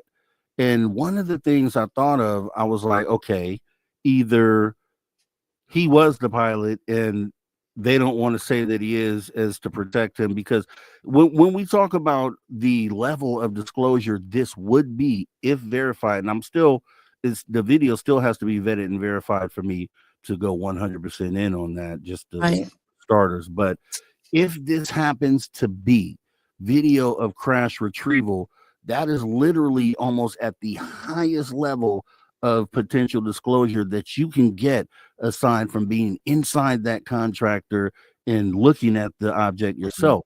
So for me, it felt like, was it presented this way for safety, for the safety of the person involved. And okay, and that could go two ways, because it could be like, okay, they're trying to protect Jake Barber. He actually was the pilot, but they're just not wanting to tie him to that for his own safety. Or is it potentially that the person that actually retrieved it, same situation, where you don't want to give that person's name or bring that person out yet because of the amount of dysfunction it would probably confuse or create at those facilities where this thing is being held. Because if you're in those back programs and you see this broadcast come on and you see a former employee of yours that has retrieved some of these items and he's on the news, national news, you have to have some sort of fear, and you need to implement a plan immediately to stop this. You're like, okay, they're literally at the door at this point. One more step, they're in the house. So what do we do to counteract that? And maybe it's a waiting game for the protection. That's the only thing I could think of, because I didn't think that they would purposely present this in the way that they did unless they were doing it for some sort of reason. And that's just kind of, there is another possibility too. And that is that they obtained the video after they conducted the interview. Yeah. So they didn't have an opportunity to respond to the video because they didn't have it yet. Yeah. Because I will say that it did seem, the inclusion of the retrieval video seemed out of place in the overall flow of the presentation. Right. So it really felt like it was a last minute add-in. They thought, where's the best place to put this? They kind of shoved it in there. So maybe they have vetted the video. I don't know. But even if they have, that may be why Barber didn't respond, because when they interviewed him, they didn't have the video. Yeah. Well, and two, I found that odd because Ross Coulthard is so meticulous with his work. Meticulous. I can't see him making that big a gaffe unless there was some reason. And I think we'll find out what the reason was. But and as you say, maybe for the safety of the real pilot, or it's kind of a discombobulation so flak doesn't fly too much at Jake, or or whomever it was. Right. But that's the part that I say feels off for me. So we'll see. I can agree. And the thing that did make me connect with him was the consciousness piece. And I spoke about that. I think we did a show the very next day. And I told everyone, I was like, that's a common theme that we hear with experiencers. They talk about how this experience changed them and how they felt this connection. And once again, it was something he didn't have to include unless he actually felt that. So we know that what he felt or the experience he had was likely authentic. And I like to use the word likely because we can't say for sure until this all gets flushed out. But the thing is that when we hear testimony from people like David Grush and others that have stated that they have been threatened with their lives for having way less information or being way less connected to these secret programs, that you figure the higher you go up that chain and the people you bring in are going to be even more at risk. If there was ever a time that they would try to off somebody in to protect disclosure from happening, you would think it would be these guys that are right next to the actual contractors and people in those programs. And if this guy gets vetted out and appears to be what he is one of those guys that would be a high level target, I would think. And you have to take steps to protect a person like that. Absolutely. And that's just the only logical thing I could think of is why they would have done it that way. But as you said, Debz, time will tell, and we'll kind of be able to get through this process. Now, there was another whistleblower. I don't know. Did you guys see Fred Baker? Fred Baker? I have not seen the Fred Baker thing.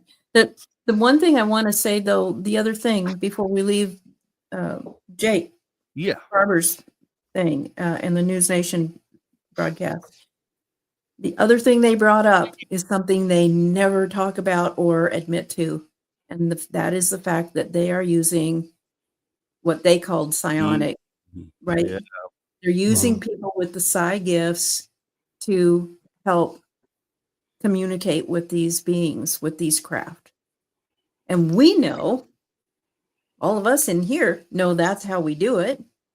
We're we connect with them telepathically from the heart, and that's how we make successful contact.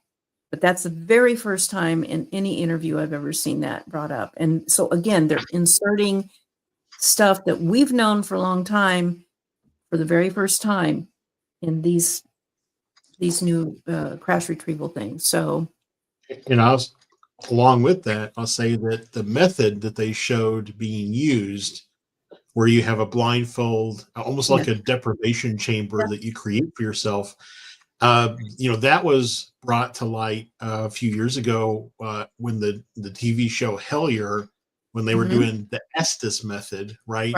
For contacting spirits or whatever, So again, if you're aware of those things, you'll see that it bridges the gap between UFO and consciousness and paranormal and consciousness, medium, and maybe I think bridges those two together. Yeah, Awesome. It's fascinating. It was awesome the way that you did that, because you kind of brought it back to where it needed to be, and that makes total sense.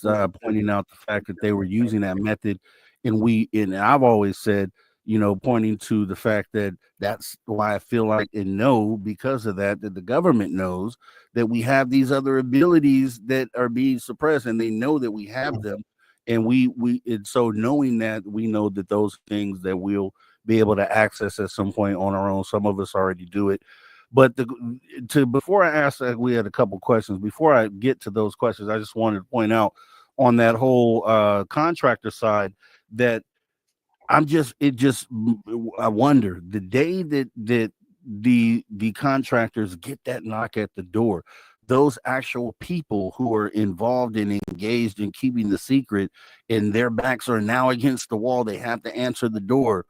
I just wonder what they're going to do in that moment. It just is something I think about, and I wonder if you have situations where the secret is so deep they unalive themselves in some cases. Some people just like, I can't stand up to the ridicule and the pressure, the scrutiny that I'm going to have to face to stand in front of the world to say, I've kept this secret from you, or I was a part of keeping this secret from you. And I'm just wondering, because we're so close to that moment, that you just have to wonder what's going to go through the minds of those people. I know the pressure is on right now. They have to feel it. They're probably trying to move things around in the background. And I'm almost sure that somebody is watching them at this moment, because we're just so close to that moment. It's just something I thought of. You could comment on it if you have one. And then we'll move to the questions. Yeah, I mean, I think the feeling that I get is that for the contractor to come forward, it would be a breach of some, contract that they hold. But if a whistleblower gives the information away and then they are contacted, it is not a breach. So it's like I can't tell you the answer, but if you ask me the right question, I'll tell you what the answer is. I'll nod yes. Yeah. Yeah. Okay. And so let me we have a couple questions here. We have Miss Catherine Jones asking, do you think the documentary Elizondo is releasing in March is the government's disclosure? The trailer is quite convincing. I haven't seen that. Have you guys seen that? Is that the Dan Farah documentary she might be talking about? The one coming out with Jay Stratton, where he makes that statement of seeing craft and extraterrestrials? I have not seen that trailer yet, so I can't speak to it, but I will go look for it right away. Yeah. It's called The Age of Disclosure is the name of the document. Apparently he filmed it in total secret. No one knew he was filming it the last few years, and he has all these big names in it. And they have Jay Stratton on there saying a clip saying, I've seen extraterrestrials and extraterrestrial craft. I think it was probably edited, but I don't know. But that might be what you're talking about, Ms. Catherine. We don't know yet. We have the Andromedan asking, do the off-worlders use AI or different types of AI? An open question for the guests. Do you think they're using AI? I think in some cases they are AI. I think that our own development of AI is just another trigger for us to really evaluate how we think about consciousness. Yeah, I do too. It's us taking one set of training wheels off and moving up a size on our bicycle, basically, towards complete, mind to mind, heart to heart communication. But the AI, whole idea, it's just the natural progression. Yeah. Right? The whole name artificial intelligence is, technically we might be considered artificial intelligence to some other species. So, Precisely. All right. Which is what we talk about on the third podcast, Transcendence. Right. That's so cool. Stay tuned. That is actually a great segue because we have one question and I want you guys to finish up talking about Transcendence. So the Andromedan also asked, how could they not know their billions and billions of years old advancements than this collective? Maybe that they're more billions of years more advanced than us, I guess. I don't know. Well, we just don't know. We can't know. Right? Are they 10 years ahead of us? Are they billions of years ahead of us? It's hard to know.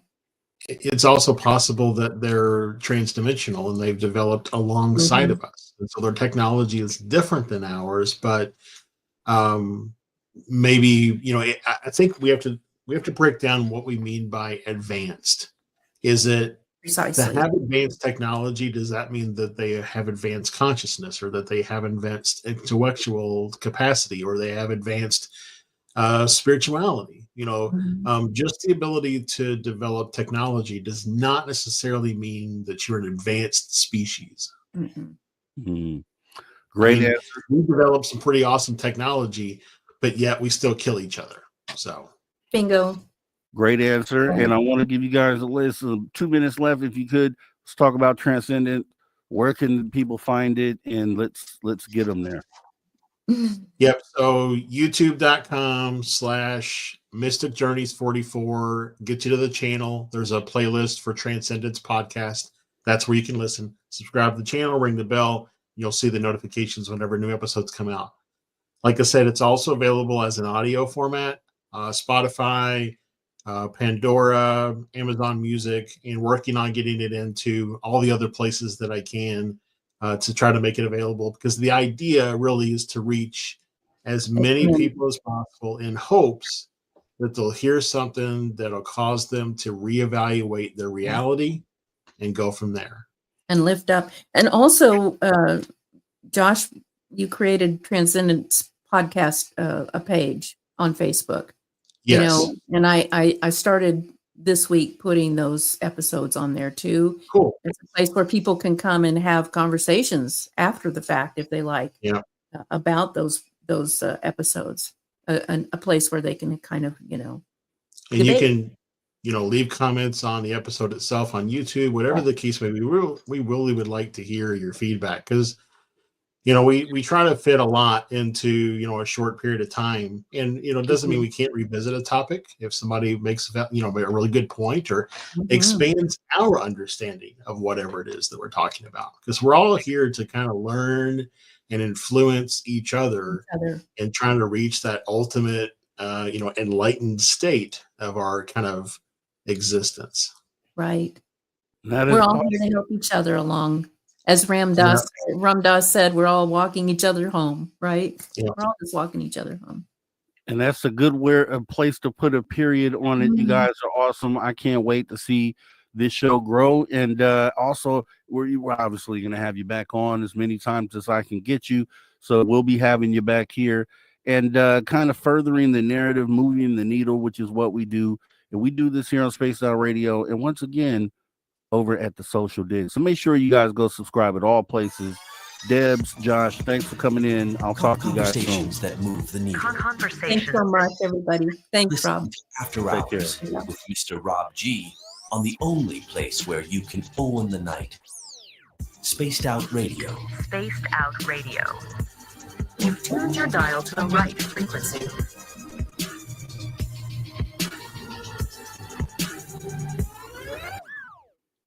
All right, guys. See you in about 5 minutes for hour 3. Don't go anywhere.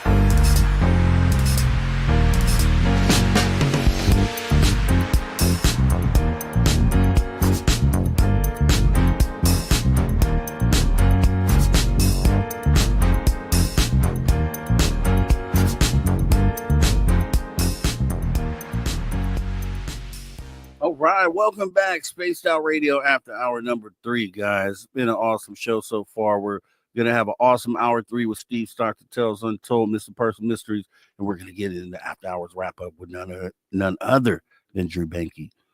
Here we go. We got about 5 seconds left. Get ready. Let's go.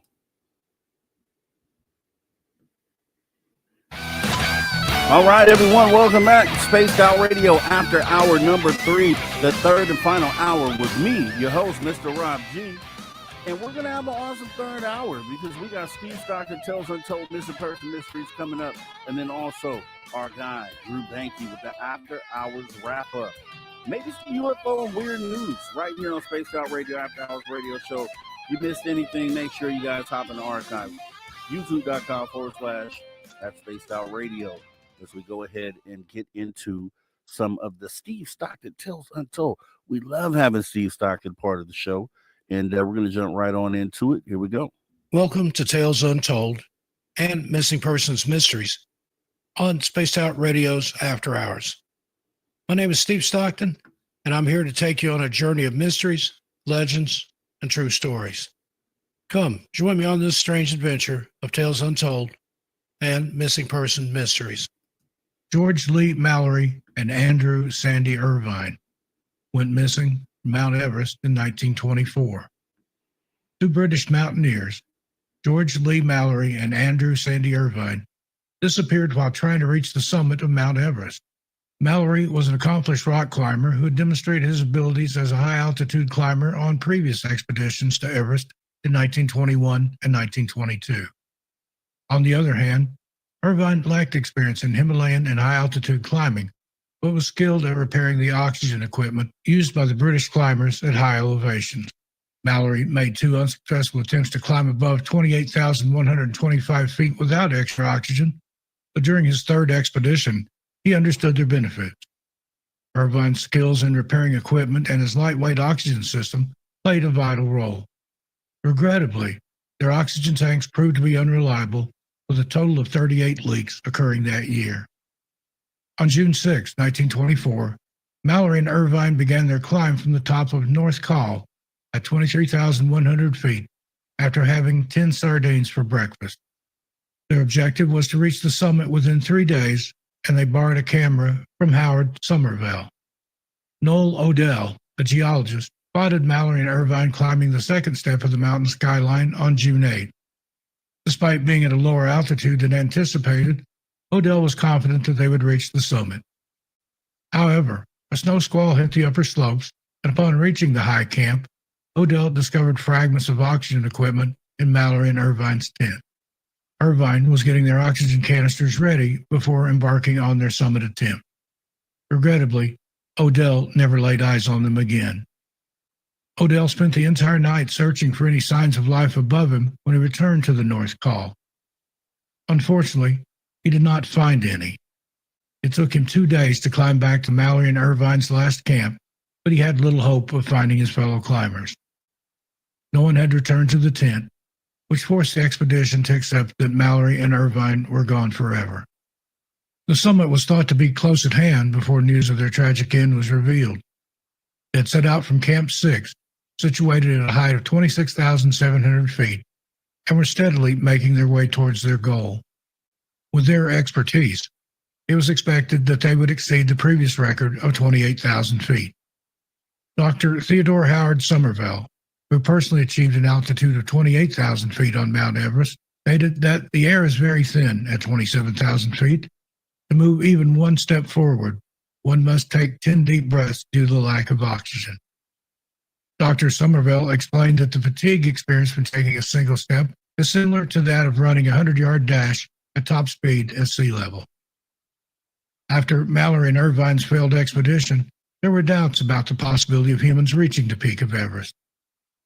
Nevertheless, others persisted, knowing it was impossible to survive on the summit without artificial air. During the 1930s, emergency flares and a functioning torch were found at Mallory's campsite. It's possible that Mallory forgot these items, which could have been used to signal his companions for help later on. In 1999, Eric Simonson led an expedition that discovered Mallory's body at a height of 8,155 meters. However, Irvine's body and Somerville's camera, which Mallory had borrowed, are still missing somewhere on the slopes of Everest. Mark Sinnott, the author who participated in a 2019 expedition led by Jamie McGuinness from New Zealand to uncover the mystery, discloses in his book, The Third Pole, that the Chinese might have discovered the remains of Irving and the camera and then concealed the evidence. Next up, Gunther Messner went missing from Nanga Parbat in 1970. In 1970, Gunther and Reinhold Messner, a pair of brothers, endeavored to climb Nanga Parbat, the ninth tallest mountain in the world.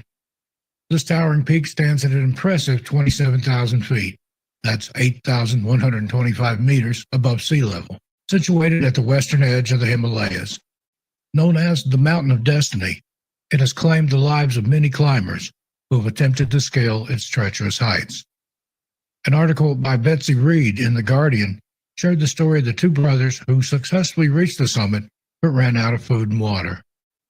Unfortunately, one of the brothers, Gunther, suffered from altitude sickness and hallucinations, which led to his disappearance during the climb. There have been allegations that Reinhold Messner left his brother behind. However, Reinhold said both were descending the western Diamar face of the mountain when Gunther vanished. Reinhold continued the descent, but Gunther, already weak and lagging behind, was probably carried away by a massive avalanche. Reinhold sustained frostbite during the climb, losing 7 toes and a few fingertips. Max von Kindlen and Hans Soller, who were part of the climbing expedition, later wrote books in Germany claiming that Reinhold instructed his brother to descend the risky Rupal flank, even though they had almost died while climbing it. As per reports, Reinhold left his unwell brother behind to descend via an unknown western route on Diamar's face to become the first person to complete the descent. Some people have criticized Reinhold for prioritizing his ambition over his brother's safety. Reinhold took legal action against the two climbers and their publishers and insisted that he had done nothing wrong.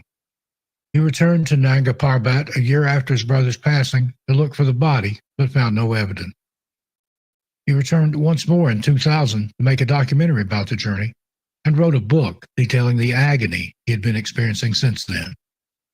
In 2005, the remains of Gunther were discovered in the snow on Nanga Parbat. He was found wearing clothes and shoes halfway up the mountain. Reinhold's friend expressed joy upon hearing the news. He said, "We now have proof that Reinhold was correct." He also stated that most of the climbing community believed Reinhold's claims. With this discovery, he insisted any doubts or accusations circulated for years could be put to rest. The location of the remains matches Reinhold's statement that he didn't abandon Gunther on the mountain, but instead he was swept away by an avalanche. Hubert Messner, Reinhold's other brother, expressed great relief as the family could not communicate with Reinhold directly since he was in Pakistan and lacked access to a satellite phone. In 1980, Reinhold Messner made the first solo ascent of Mount Everest and, along with Peter Habeler, the first ascent of Everest without supplemental oxygen. Next, we have John Sturkey, who went missing from the San Jacinto Mountains in 2019. John Sturkey, a 55-year-old electrician, went on a solo adventure on January 4th, 2019, without informing anyone of his intentions. After a month, it was discovered through his phone records that he had traveled to the San Jacinto Mountains, which was approximately 90 miles northeast of his home. Authorities traced this information to a distressing 911 call. While searching for her missing husband, Teresa Sturkey received assistance from Kathy Tarr. It was discovered that John's truck had become stuck on a rough road near the Fuller Ridge trailhead. Fortunately, 3 men off-roading in the area that Saturday came to his aid and helped him get unstuck. Tarr spoke with these kind men a few months after the incident. As the darkness engulfed and snowfall began, John found himself stranded in his truck, running low on gas. Tarr kindly offered him a ride, but John refused, explaining that he needed camping gear or winter clothes. He politely requested not to call for help, but they disregarded his request and dialed 911. However, the operator categorized the situation as a disabled vehicle instead of a rescue emergency because the men had mentioned that John did not ask for help. By daybreak, there was a considerable amount of snowfall, approximately 9 inches. John's cell phone pings prompted the Riverside County Sheriff's Department to get involved. Despite multiple helicopter searches, they were unable to locate his truck. Investigators informed Teresa Sturkey that he was likely not in the area. However, John King, a resident who manages the San Jacinto Trail Report website and has search and rescue experience, believed the truck was still out there. He searched for it and found it on March 15, wedged against a rock below the Fuller Ridge campground using snowshoes. The Sheriff's Department halted the search for John in April due to a lack of lead. King advised Teresa, John's spouse, to seek assistance from TAR, and they began regularly scouring the mountains for any evidence. They also coordinated 3 primary search efforts with the support of many volunteers. Teresa admits she kind of antagonized the Sheriff's Department. She added, "They kept trying to scare me from going to search, telling me it was too dangerous," she said. "What else am I going to do? You guys aren't going to look for him. I've got to do it." John's body was eventually found in a steep ravine on the northern slopes of the mountain range, and it took a helicopter to retrieve it. Teresa thinks he attempted to take the Pacific Crest Trail to safety, but missed a turn. He had removed his fleece jacket, knit cap, and some socks he was using as gloves, indicating that he was likely experiencing hypothermia. Those experiencing hypothermia may feel hot and shed their clothing. Finding him meant so much, Teresa said. Even though logically you know that they are deceased, there's a part of you, being a human being, that just hopes they're alive. But getting closure was a relief, especially for her children. She says, "The kids were so anxious. It was like the foundation of their life was dropped out from underneath them. The relief when I told them he had been found, you could see it in their bodies. You never realize what a gift a funeral is until you cannot find your loved one." Sadly, Teresa's hardships did not end when John's body was found. The coroner's office listed his date of death as June, not January, even though what was found in June was nothing more than a skeleton. Because of that, Teresa said her family almost lost out on months' worth of life insurance benefits. Death registration guidelines from the Centers for Disease Control and Prevention said, when a body has been found after a long period, the medical examiner or coroner should estimate the date and time of death as accurately as possible and put that estimate on the death certificate. Teresa alleged that officials repeatedly refused to give her copies of their reports, which she requested because she wanted to see what areas had already been searched and then later to file life insurance and benefit claims. She said some people at the Sheriff's Department were helpful, and she repeatedly stressed that she's grateful to the people who found her husband and sympathetic about how hard a job the police have. However, in that agency, she added, it feels like there's this culture of not helping. All right, that is Steve Stockton, Tales Untold, Missing Persons Mysteries. Once again, shout out to Steve Stockton. He has an awesome YouTube channel. Go over there and subscribe. Many more Tales Untold and Missing Person Mysteries is what you'll find there. We're going to go ahead and get ready to jump into the final part of the show, one of the final segments here, which is the After Hours wrap-up with none other than our guy, Drew. You're an irredeemable monster! Come here, I'm going to eat you! Get in my belly! Get down to the north! Get down north! Go it, go it! Wolfman's gone north! You're a monster!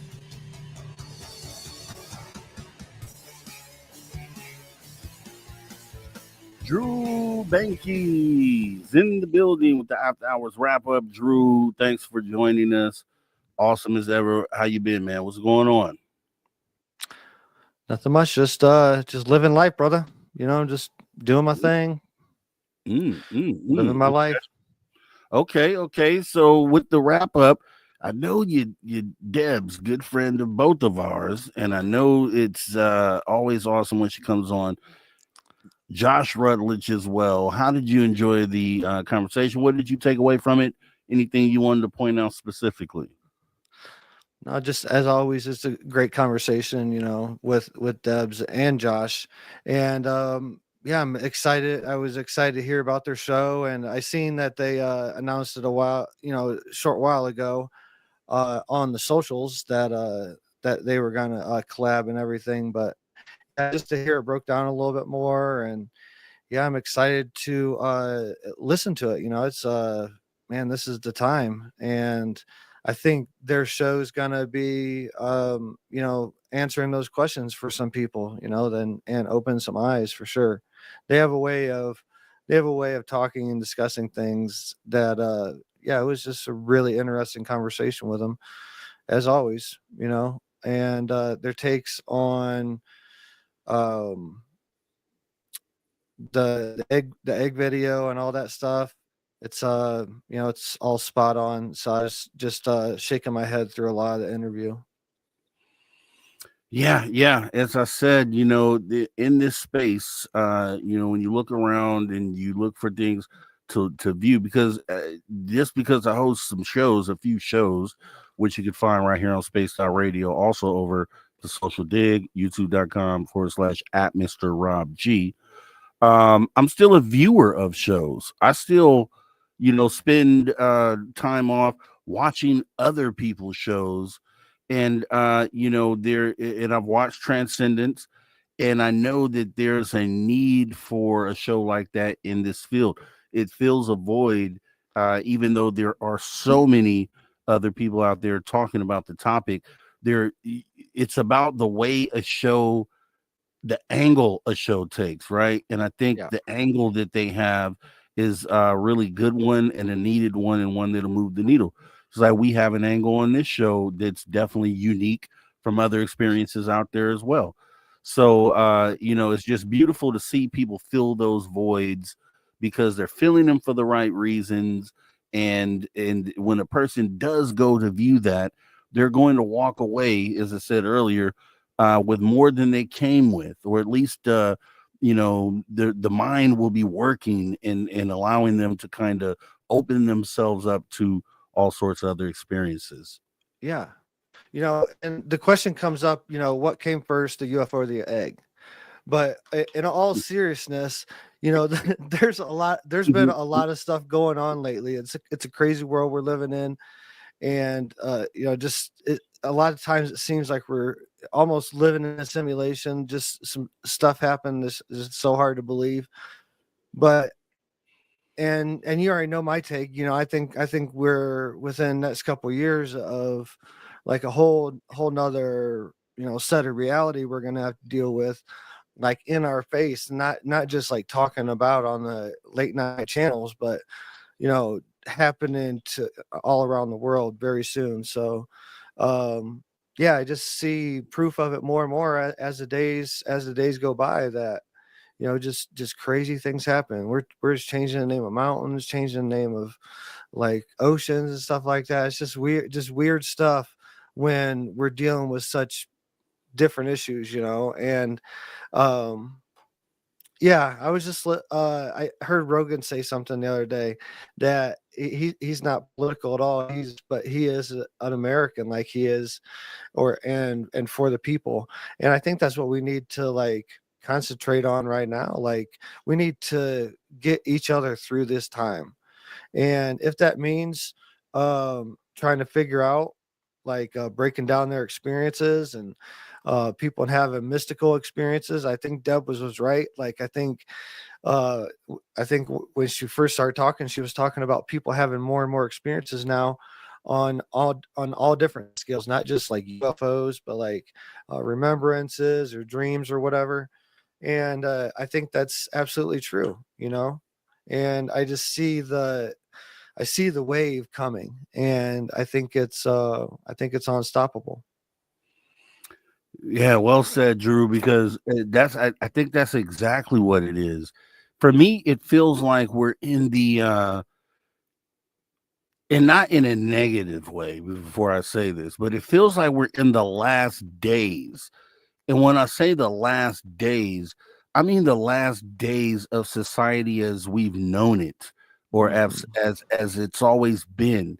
It appears just by the things you mentioned there, the different things that are changing, and just the whole landscape. When you just look around, so many weird things are happening in so many different places. Things you would have So never weird. thought were going to happen, and it appears that these are like the last efforts of society to kind of cork these things out, or kind of it. If you understand what I'm saying, it seems like the last days, which is a good thing, of this this machine that has controlled and suppressed humanity and human beings for all these years. I'm ready for it. Did you hear this? The latest thing that the government's backing the AI program, the $500 million AI program, or whatever, the 1 billion or whatever it is. Tell me about it. Stargate. It's the name of it, Stargate. It's AI Stargate, and it's supposed to be now. It's funny because the administration that's in right now, when they were running, they were talking about being anti-vaccination, but this thing is a AI generated vaccination program that basically scans each person's body and gives them comes up with individual like vaccine that's specifically designed that the AI decides on, and that's the basis behind it. But it's called Stargate. Like this is the surface of it. Like that's about all I know about it. I haven't dug much more into it, but it's just so crazy. There's so many signs that I see setting from my perspective of things and watching things unfold, and it's awesome for me. Like but I can see it's scary for some people, but the signs are all there, people. It's gonna be, I don't think this is gonna go anywhere, like the whole AI vaccine type of thing, but I think the overall message put on a world stage with the Operation Stargate, or the app Stargate, or whatever it's called, like, but it's an interesting name for it.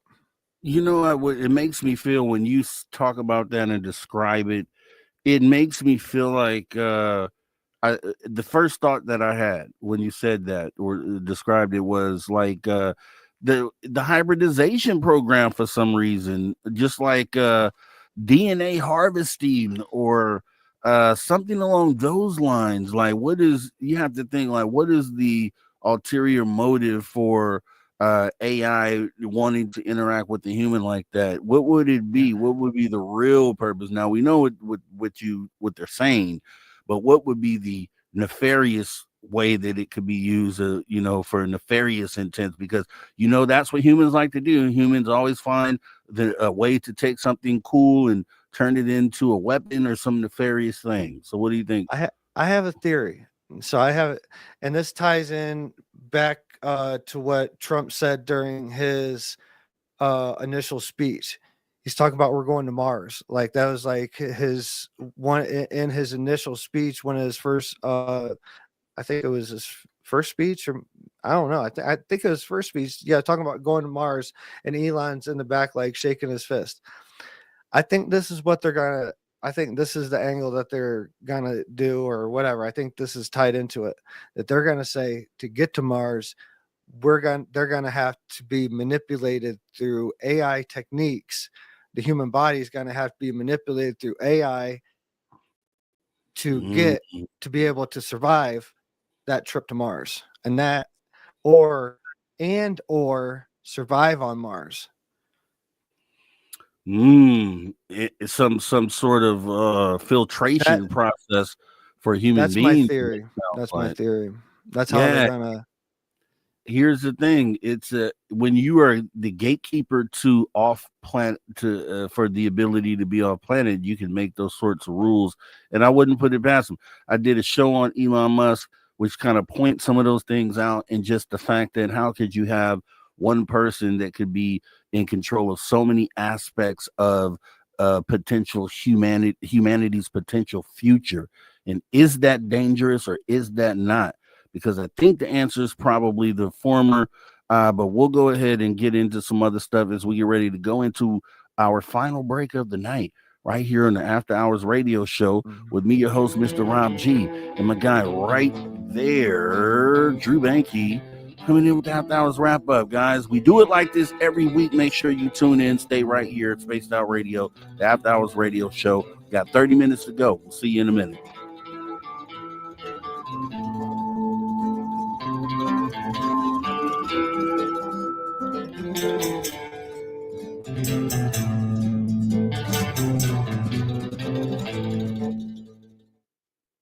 All right, we are clear. Why would they name it Project Stargate? Like, why would they? That's dude. That's It's the remote. like That's a remote viewing program, right? I don't know what the. yeah. I mean, it's definitely tied in. The AI and the physical body is a crazy jump that that's it's not the only crazy jump. It's been a wild ride since the inauguration, but yeah, it's just one thing you got to realize, and I'm not saying I'm anti or pro Trump or Elon or any of that. One thing you do have to realize, like Elon, he was a business owner, mega millionaire, super smart, all this other stuff, keys to space, but now he's a politician, and you do have, and he's crossed a lot. Like this, you always have to question yourself with politicians. Like they're human too. Like, in all honestly, after the fact, they're all humans. And like, I do want to point out that fact, and they're going through their own experience, but it's, they're part of the system now, and the system is a big beast. It doesn't matter how much money you have. Like it's a big thing. Like, and, I went down a rabbit hole where when I did the Elon show over on my channel, where I was pointing some things out, and it's not just SpaceX, the gateway to space, the keys to space, as you just said, but we're also talking about Tesla bots. We're talking about robots. We're talking about artificial intelligence. We're talking about robots that have access to Starlink, which is global internet access, which means they have access to the entire informational database of the history of the world itself, as much information as we've ever accumulated or amassed. We have Neuralink, which down the line, and these things won't be threats immediately, but 100 years down the line, a Neuralink, if they can pre-program your chip or program your Neuralink chip, who knows what the implications of that could be when we talk about like super soldiers and things. Now, those would be real super soldiers. You could sit up and implant, and then think about this. Think about a pregnant woman with the Neuralink chip. Could you essentially program this fetus? Could you send information through the fetus? Because we know that information goes back and forth between the mother and the fetus anyways, just as part of the whole process. But now if you implement a chip now with the input, almost like the Matrix, but a little different, a little more scarier actually, what could you end up doing with that? And this is one person who owns all of this and controls it all. Yep. So the moment that this person decides to say, you know what, I'm done doing good for the world, let me turn into a supervillain with that much control. Yeah, scary prospect. It is, man. And that's why I said, like, when I said that I believe Trump's gonna be the last president, I believe it, man. And the signs are on the wall, and we're just in the beginning of this 4 years, and it's clear. I don't think it's gonna be. It'll be within the next 4 years, but I think it'll be 2 years or less, man. At the rate it's going right now, like there's already just the immigration thing. There's already like disagreements in between states and the states government and the federal government, man. Like I just see like escalation of this after a while. It could be, I'm not saying I have any information or anything like that. I'm just saying like I could see where a civil war could be a possible thing. Dude, we are in the moment where disclosure is truly needed. And the beautiful thing about it all is I feel like we're on the cusp of it. I feel like we're right there.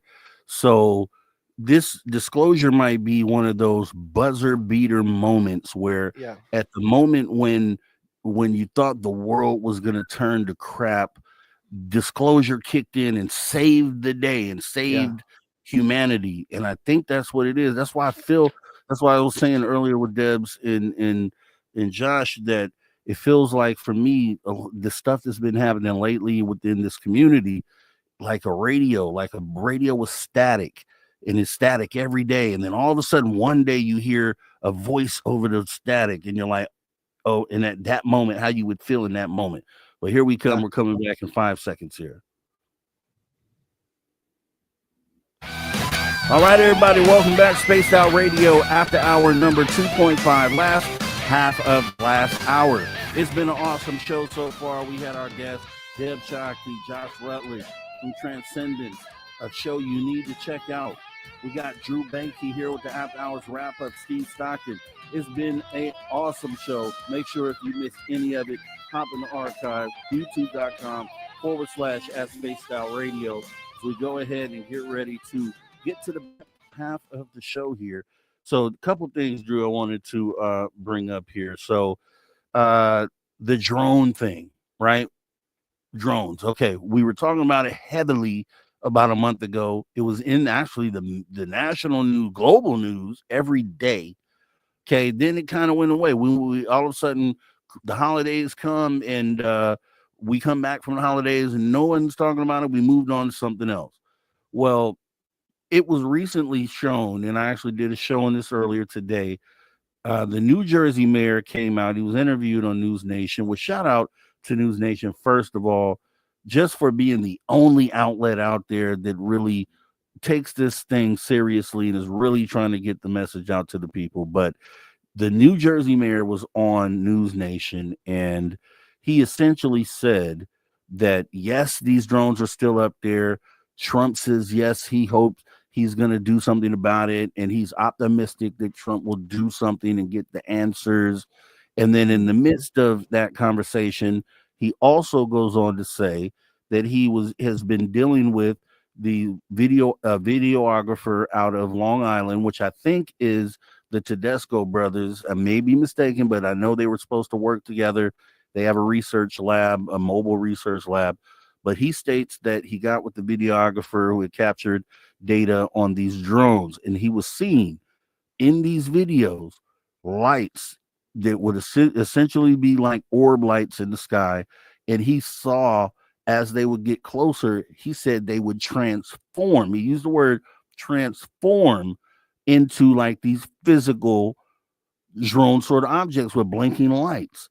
And, you know, we kind of touched on a little bit of that when it was all going on back in December. The fact that, hey, as we were going down that thought road, like, hey, could it be that these extraterrestrial craft, which we always see as orbs or anomalous things, are manifesting themselves and turning into what we're seeing as far as these mechanical drones? A lot of people said no, because they're mechanical, there means they're man-made. But you have the New Jersey mayor saying that he's seen on this video these lights all of a sudden transform into the physical things. With that new information, how do you look at what has been going on? Like, how do you now look at the drone situation and the fact that it still hasn't been resolved, and it's just as pretty much just as hectic as it was before the holidays? Yeah, I know the video you're talking about, and I have other stuff to bring to the table for that. I'm leaning more towards that it is off planet. Okay, so day Trump got sworn in, he went back to the Oval Office. He was signing some whatever, the executive orders or whatever. At right towards the end of it, one of the reporters asked him about the drones, the drone situation, and when it was if it was going to be addressed, because he talked about it in interviews that after he was elected and everything. He said, I think even on Rogan, that when he got in office, he was gonna let the people know about UFOs. He was gonna let he talked specifically about the drone situation, that they know and this is after he was elected, but before he was inaugurated. So that means he was already privy to the daily briefings and security briefings, stuff like that. So he talked about on Rogan that the government knows. He doesn't know why they're not talking about it. So when that interview said, he was told the lady named Susie, some type of chief of staff, said, look into it. That was the day he was inaugurated, on the 20th. Here we sat on the 25th. We really haven't heard anything more about it. I think he was asked again in an interview or something after that, maybe, if I'm not mistaken. And yeah, I can't remember. But anyways, my point is, if it was nothing, it would have been, he was inaugurated on the 20th.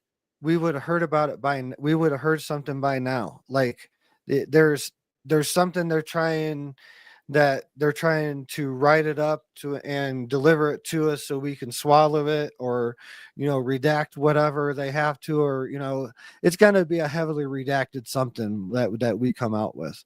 And I think the same thing on the JFK, MLK, and RFK files when they come out. I think they're going to be heavily redacted too. That's been how they work. They release things, but half of it's black. They redact things with a paintbrush, and not with a marker, but a paintbrush. And I think that's we're going to see a lot of that. And I don't know, but I think getting back to the UFO basis of it, and there's the fires going on over in California. There's another thing Trump just said that's really suspect, is in an interview that he said he doesn't want to say what it looks like on the ground, what these fires come from, but it's really bad, and we'll find out about it eventually, or something like that. Like, what is he talking about? I've heard some rumors that some of the fires over there are connected to terrorist attacks, but could he be talking about direct energy? That's what I'm wondering. Like, could he be talking about direct energy weapons from satellites from other countries, not from off planet, but direct energy weapons? So there's just all types of crazy things going on. And I would love if your theory come true. And I could see a lot of basis of it being the time that, our star brothers and sisters have to intervene in this moment, because the way we're going right now, it's we're only 25 days into, we got 320 days left, or 340 days left. And it's a lot of days considering where we went so far since the first. I'm feeling like, and I'm with you on that. And yeah, as far on the Trump situation, when he was asked about that, and that when he was signing executive orders on Monday, I believe the 20th is what that was, he definitely, to me, and maybe other people see this too, when he was asked about it, he was like, oh yeah, yeah, I mean, we definitely want to know what those are. I mean, it's, you would think if they were adversarial, we definitely would have shot them down. But prior to coming into office, his demeanor was more like, oh, we know what those are. Essentially, like, they know what they are, and they should tell everybody, because they know what they are. And to your point, he was also getting the briefings at the time. So my whole thing was, and the question that I had asked myself in the audience, my earlier show was is it a situation where, like with those files, JFK, MLK, RFK files, and then UFO disclosure, like any other previous president, because we got to remember JFK was potentially unalive because a week or so earlier he said he was going to look into the UFO topic. And are those people in those black project, or not really black projects, but shadow government, in those secret rooms, do they come in and say, okay, well, which we know that they do to other presidents, or at least on the releasing the JFK files, we know that they likely have, because the people who have come in and said they were going to do something, regardless really what it was, it always changes when they get in office. And we think it's because people in those secret rooms get to the president and say, hey, no, you're not going to do that. And Right. I think maybe that's kind of what happened here, or what may happen here if it hasn't already. That which will just really go to further the fact that disclosure would never come from the government. So it's either right now going to come from Trump because he said he was going to do it, or it's absolutely not going to come from the government like we've always thought, because the people who've always stood in the way are going to stand in the way. But kind of go a little further on that, I was talking earlier about the Black projects and just kind of where we are with this because of the latest whistleblower, Jake Barber. So he comes out, and the video they show isn't his video of his retrieval, but he shows images of things. He talks about his spiritual connection in some of those events, which kind of validates and makes what he's talking about real for other people like us, because we know what that means. But the question I was pondering and still are pondering is, why did they do that? And one of the theories we kicked around as we were talking earlier was the fact that maybe the person who took the video, and the reason why that person wasn't part of this broadcast or that interview, was because maybe they're protecting that person's identity. Because and the thing I pointed out is because when you get to that high level of disclosure where you're almost at the Black Project building, or where they are actually holding this stuff, that the risk level goes up more and more and more for a whistleblower. Excuse me.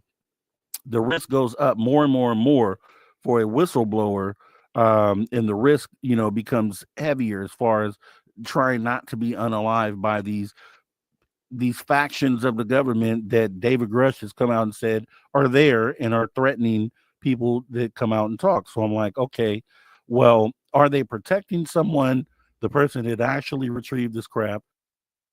And then on the flip side of that, how would the moment that we get the next step, which is the actual facilities, how do those people within those facilities react once we're knocking at the door wanting to come in to actually see these craft? So that's kind of like two things in one, but I don't know if you caught all that. Yeah, I mean, the first part of it, the fact that, and I caught that right away in the initial interview, that it was not not him, not Jake Barber that actually was transporting the egg. So it was weird that they would do that. Why wouldn't they bring, if they're gonna show a video, like have the pilot that, or have the person, and obviously there's got to be more than just a pilot. It's not just a one person operation when you're flying a helicopter. You have, most of the time you have a co-pilot, and a crew chief or something like that, especially if you got like if you're rigging something like that, I would assume like there's multiple people involved. So why wouldn't you have at least one person from that, at least that crew, maybe not the pilot, or just someone from that crew, someone that lowered down the cable or something like that. So it's just that's very strange, and what does that mean? It could mean a ton of things, like, sad part about it is we probably will never find out, and I haven't seen the full interview. I know they released the full interview recently, and I haven't got a chance to see that. I don't know what other specifics come out of that. Have you seen the full release of that? The full release of the interview with Jake Barber. Oh, no, I haven't seen it. The long form, 3 hour the interview. long form. Yeah. No, I want to see it though. I know I need to look at that, but I'm figuring that they probably took a lot of the key pieces and put it in the interview that we saw.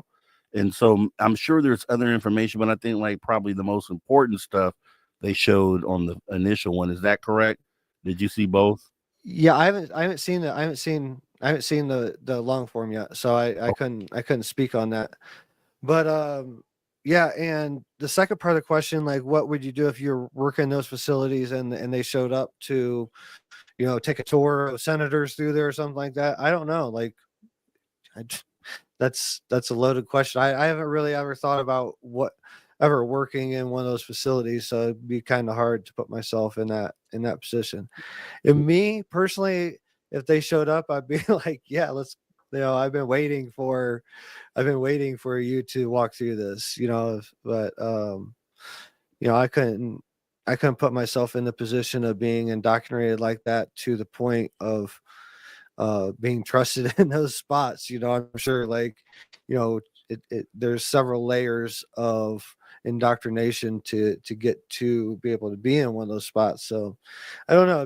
It's hard to really answer that question. And I just think that being so untouchable for all these years, being in those projects, after a while you start to feel like you can't be touched by anyone. You're above the law. And then just to have that moment where now you have to show your face and you have to answer to the public on why you made the choices that you made, because a lot of them were unethical in the way that affected the populace, the main populace. That would you be strong enough to stand up and say, yes, I did this, or would you want to shy away from it? Some people in those situations unalive themselves because they can't take that sort of ridicule or having to be scrutinized on that level. And I'm just thinking about that because we're so close. When you have a crash retrieval pilot that works for a contractor, that contractor obviously took whatever that was to a facility, maybe their own facility. And it's like you're one step away from being in the facility where these things are being held. And when that moment happens, people who work there, people who are part of keeping all that stuff secret, will then be exposed and have to show themselves. And it's going to be crazy because it could be your neighbor. It could be someone that you see at the grocery store every week that is actually the one in charge or the one that has been working with this stuff this whole time. And it's just going to be crazy to see. Yeah. I feel that something's coming. They have to, that there has to be a response to the drones soon. I'm assuming I was assuming within it would happen before now, but there has to be some response soon. I'm just interested to see what comes out in that, honestly, and go from there. But I think there's higher powers to work too. I think there's a government disclosure and powers to be, but also, the Star Brothers and, whoever's the Andromedans, Pleiadians, or whoever's out there, that's coming here. I think we're gonna have open contact. I think we're gonna have face-to-face contact soon on a grand scale. And they're on their own accord too. I think they're working, I don't really think they're paying attention or care about the government's timeline, honestly. All right. Well, Drew Banky, we're going to end it right there, and we'll be back tomorrow with Drew Banky and After Hours Wrap Up. Drew, have a good rest of your night, man. I'm going to get to the news, and we're going to shut this thing down. All right, brother. Much love to everybody. Yep. Talk soon. Take care of it. Later. All right, guys. That's Drew Banky with the After Hours Wrap Up. We're going to go ahead and jump right on into the news and try to get a story out real quick. Here we go. Ladies and gentlemen, can I please have your attention? I've just been handed an urgent and horrifying news story. And I need all of you to stop what you're doing and listen.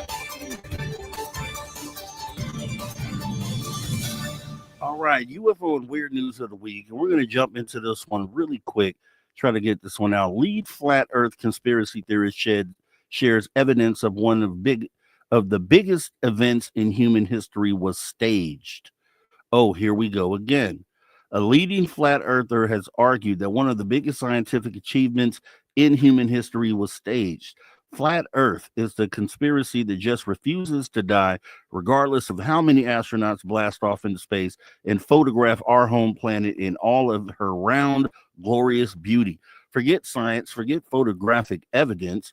In the mind of a hardcore flat earther, we live on a floating frisbee where the ocean just cascades over the side like an interstellar waterfall. One of the most prominent flat earthers is U.S. content creator Mark Sargent. As a man who is widely credited as popularizing the modern flat earth movement, Sargent regularly shares his theories on YouTube, believes planets are just, quote, lights on the ceiling, and he even appeared in Netflix's 2018 documentary Behind the Curve. Sargent's beliefs have since expanded beyond flat earth to include ideas that Bigfoot walks among us and that astronauts are Freemasons. In Sargent's view of space, the absence of conventional planets means the 1969 moon landing wasn't possible, an argument which he outlines on the Harry Robinson and Carl Regler's Mad That series, a podcast which aims to interview the most exclusive guests and uncover the maddest stories. So what does Sargent have to say about the moon landings? Quote, never let the truth get in the way of a good story, Sargent said of the Apollo 11 mission. Quote, you see what resonates with the public, you change a few details, and then the story becomes better. Sargent then went on to claim that soft spacesuits depicted in TV and film aren't scientifically possible, which suggests to him the moon landings were fake. Quote, tell me how a spacesuit works in a vacuum and tell me how it works, he said, going on to add that America capitalized on their post-World War II advantage to become the greatest showman of the world, which isn't entirely wrong. The Americans, if there is a rumor or lie that will make us look better, we won't hesitate, he said. We will absolutely do it. Sargent then went on to add that this line of thinking was spearheaded the moon landings as a way to improve America's prestige. Quote, you don't realize what happened after World War II. The rest of the world was smoldering, he said. Everybody was picking up ashes except America. Quote, America was like, let's start inventing stuff. And then somebody came up with the idea that's like, you know what? Let's say we went to the moon. Thankfully, due to the advancements in space technology, it won't be too long until the average person can head up into space and settle the debate once and for all. And that is the UFO and weird news of the week. So flat earthers, what do you guys think about flat earthers? Should we have a flat earther on the show? Would you be interested in hearing from a flat earther? Go ahead and let me know that, and then we'll consider looking into potentially having something like that happen. Otherwise, it has been an awesome show tonight. We definitely want to thank our guests tonight, Debz Shakti and Josh Rutledge of the Transcendence podcast. Make sure you guys go over there and subscribe. Also, go subscribe to Mr. Rob G's The Social Dig. Awesome platform. We also want to thank Drew Benke for coming in with the After Hours wrap-up. We want to thank Steve Stockton, Tales Untold, Missing Person Mysteries. We also want to thank the man that you hear right there, Ron Bumblefoot Dog, the man that rocks us out each and every weekend as he teaches us and tells us to never say never again, because yes, the phenomenon is real, which means anything and everything is possible. If you love the show tonight, show some love and support. Go ahead, throw your horns up. Also, we want to thank everyone who is listening, watching, or listening on terrestrial radio or digital platforms, or whenever, wherever the world you may be listening from. Thank you for tuning your frequency to Spaced Out Radio, where we do what we do best. And what is that, you ask? We own the night. Once again, this show is copyright Spaced Out Radio, SOR Media Ventures Limited. It has been a pleasure serving you as your host once again. I'm Mr. Rob G. This is the After Hours Radio Show. To all the space travelers out there, this isn't a goodbye nor a farewell. However, as we go off here for the night, you best believe we'll see you next time. Thanks for coming in. Much love to everybody. Thanks for your love and support. See you tomorrow night.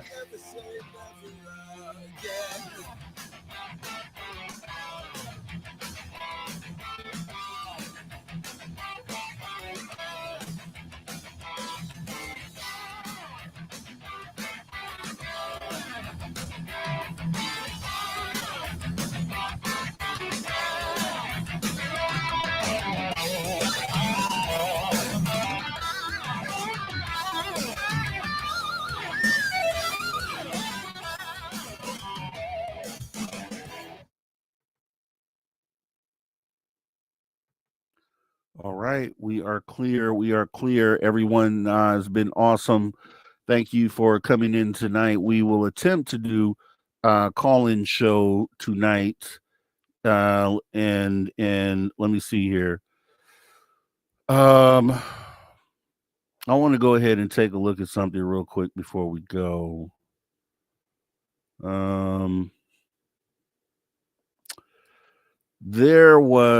I was looking through the chat here, and there was a comment that I saw about Drew. And I can't allow our chat to say anything negative about the people here on the show. This is something I have to say. So this is no love lost to the person who may have put this out there in the chat. But we love and we support everyone who comes in to put on a great show for you guys. And please show the people here and even our guests as much as respect as you would like to have yourself. So we don't need to call any names out. We won't do that. Just know that we still love you. It's all love. And, let's reciprocate it and make sure just we do better with each other, right? Because we are all we got.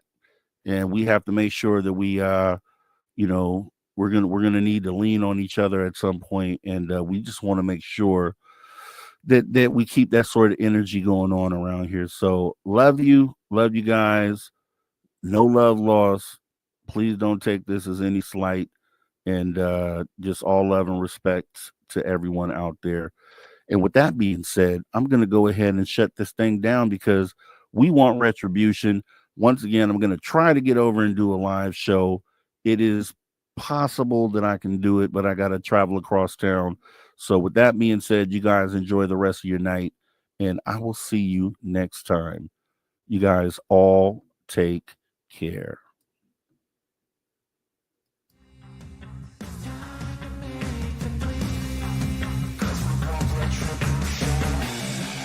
Cause we want retribution. Oh yeah, we want retribution. Oh yeah, we want retribution.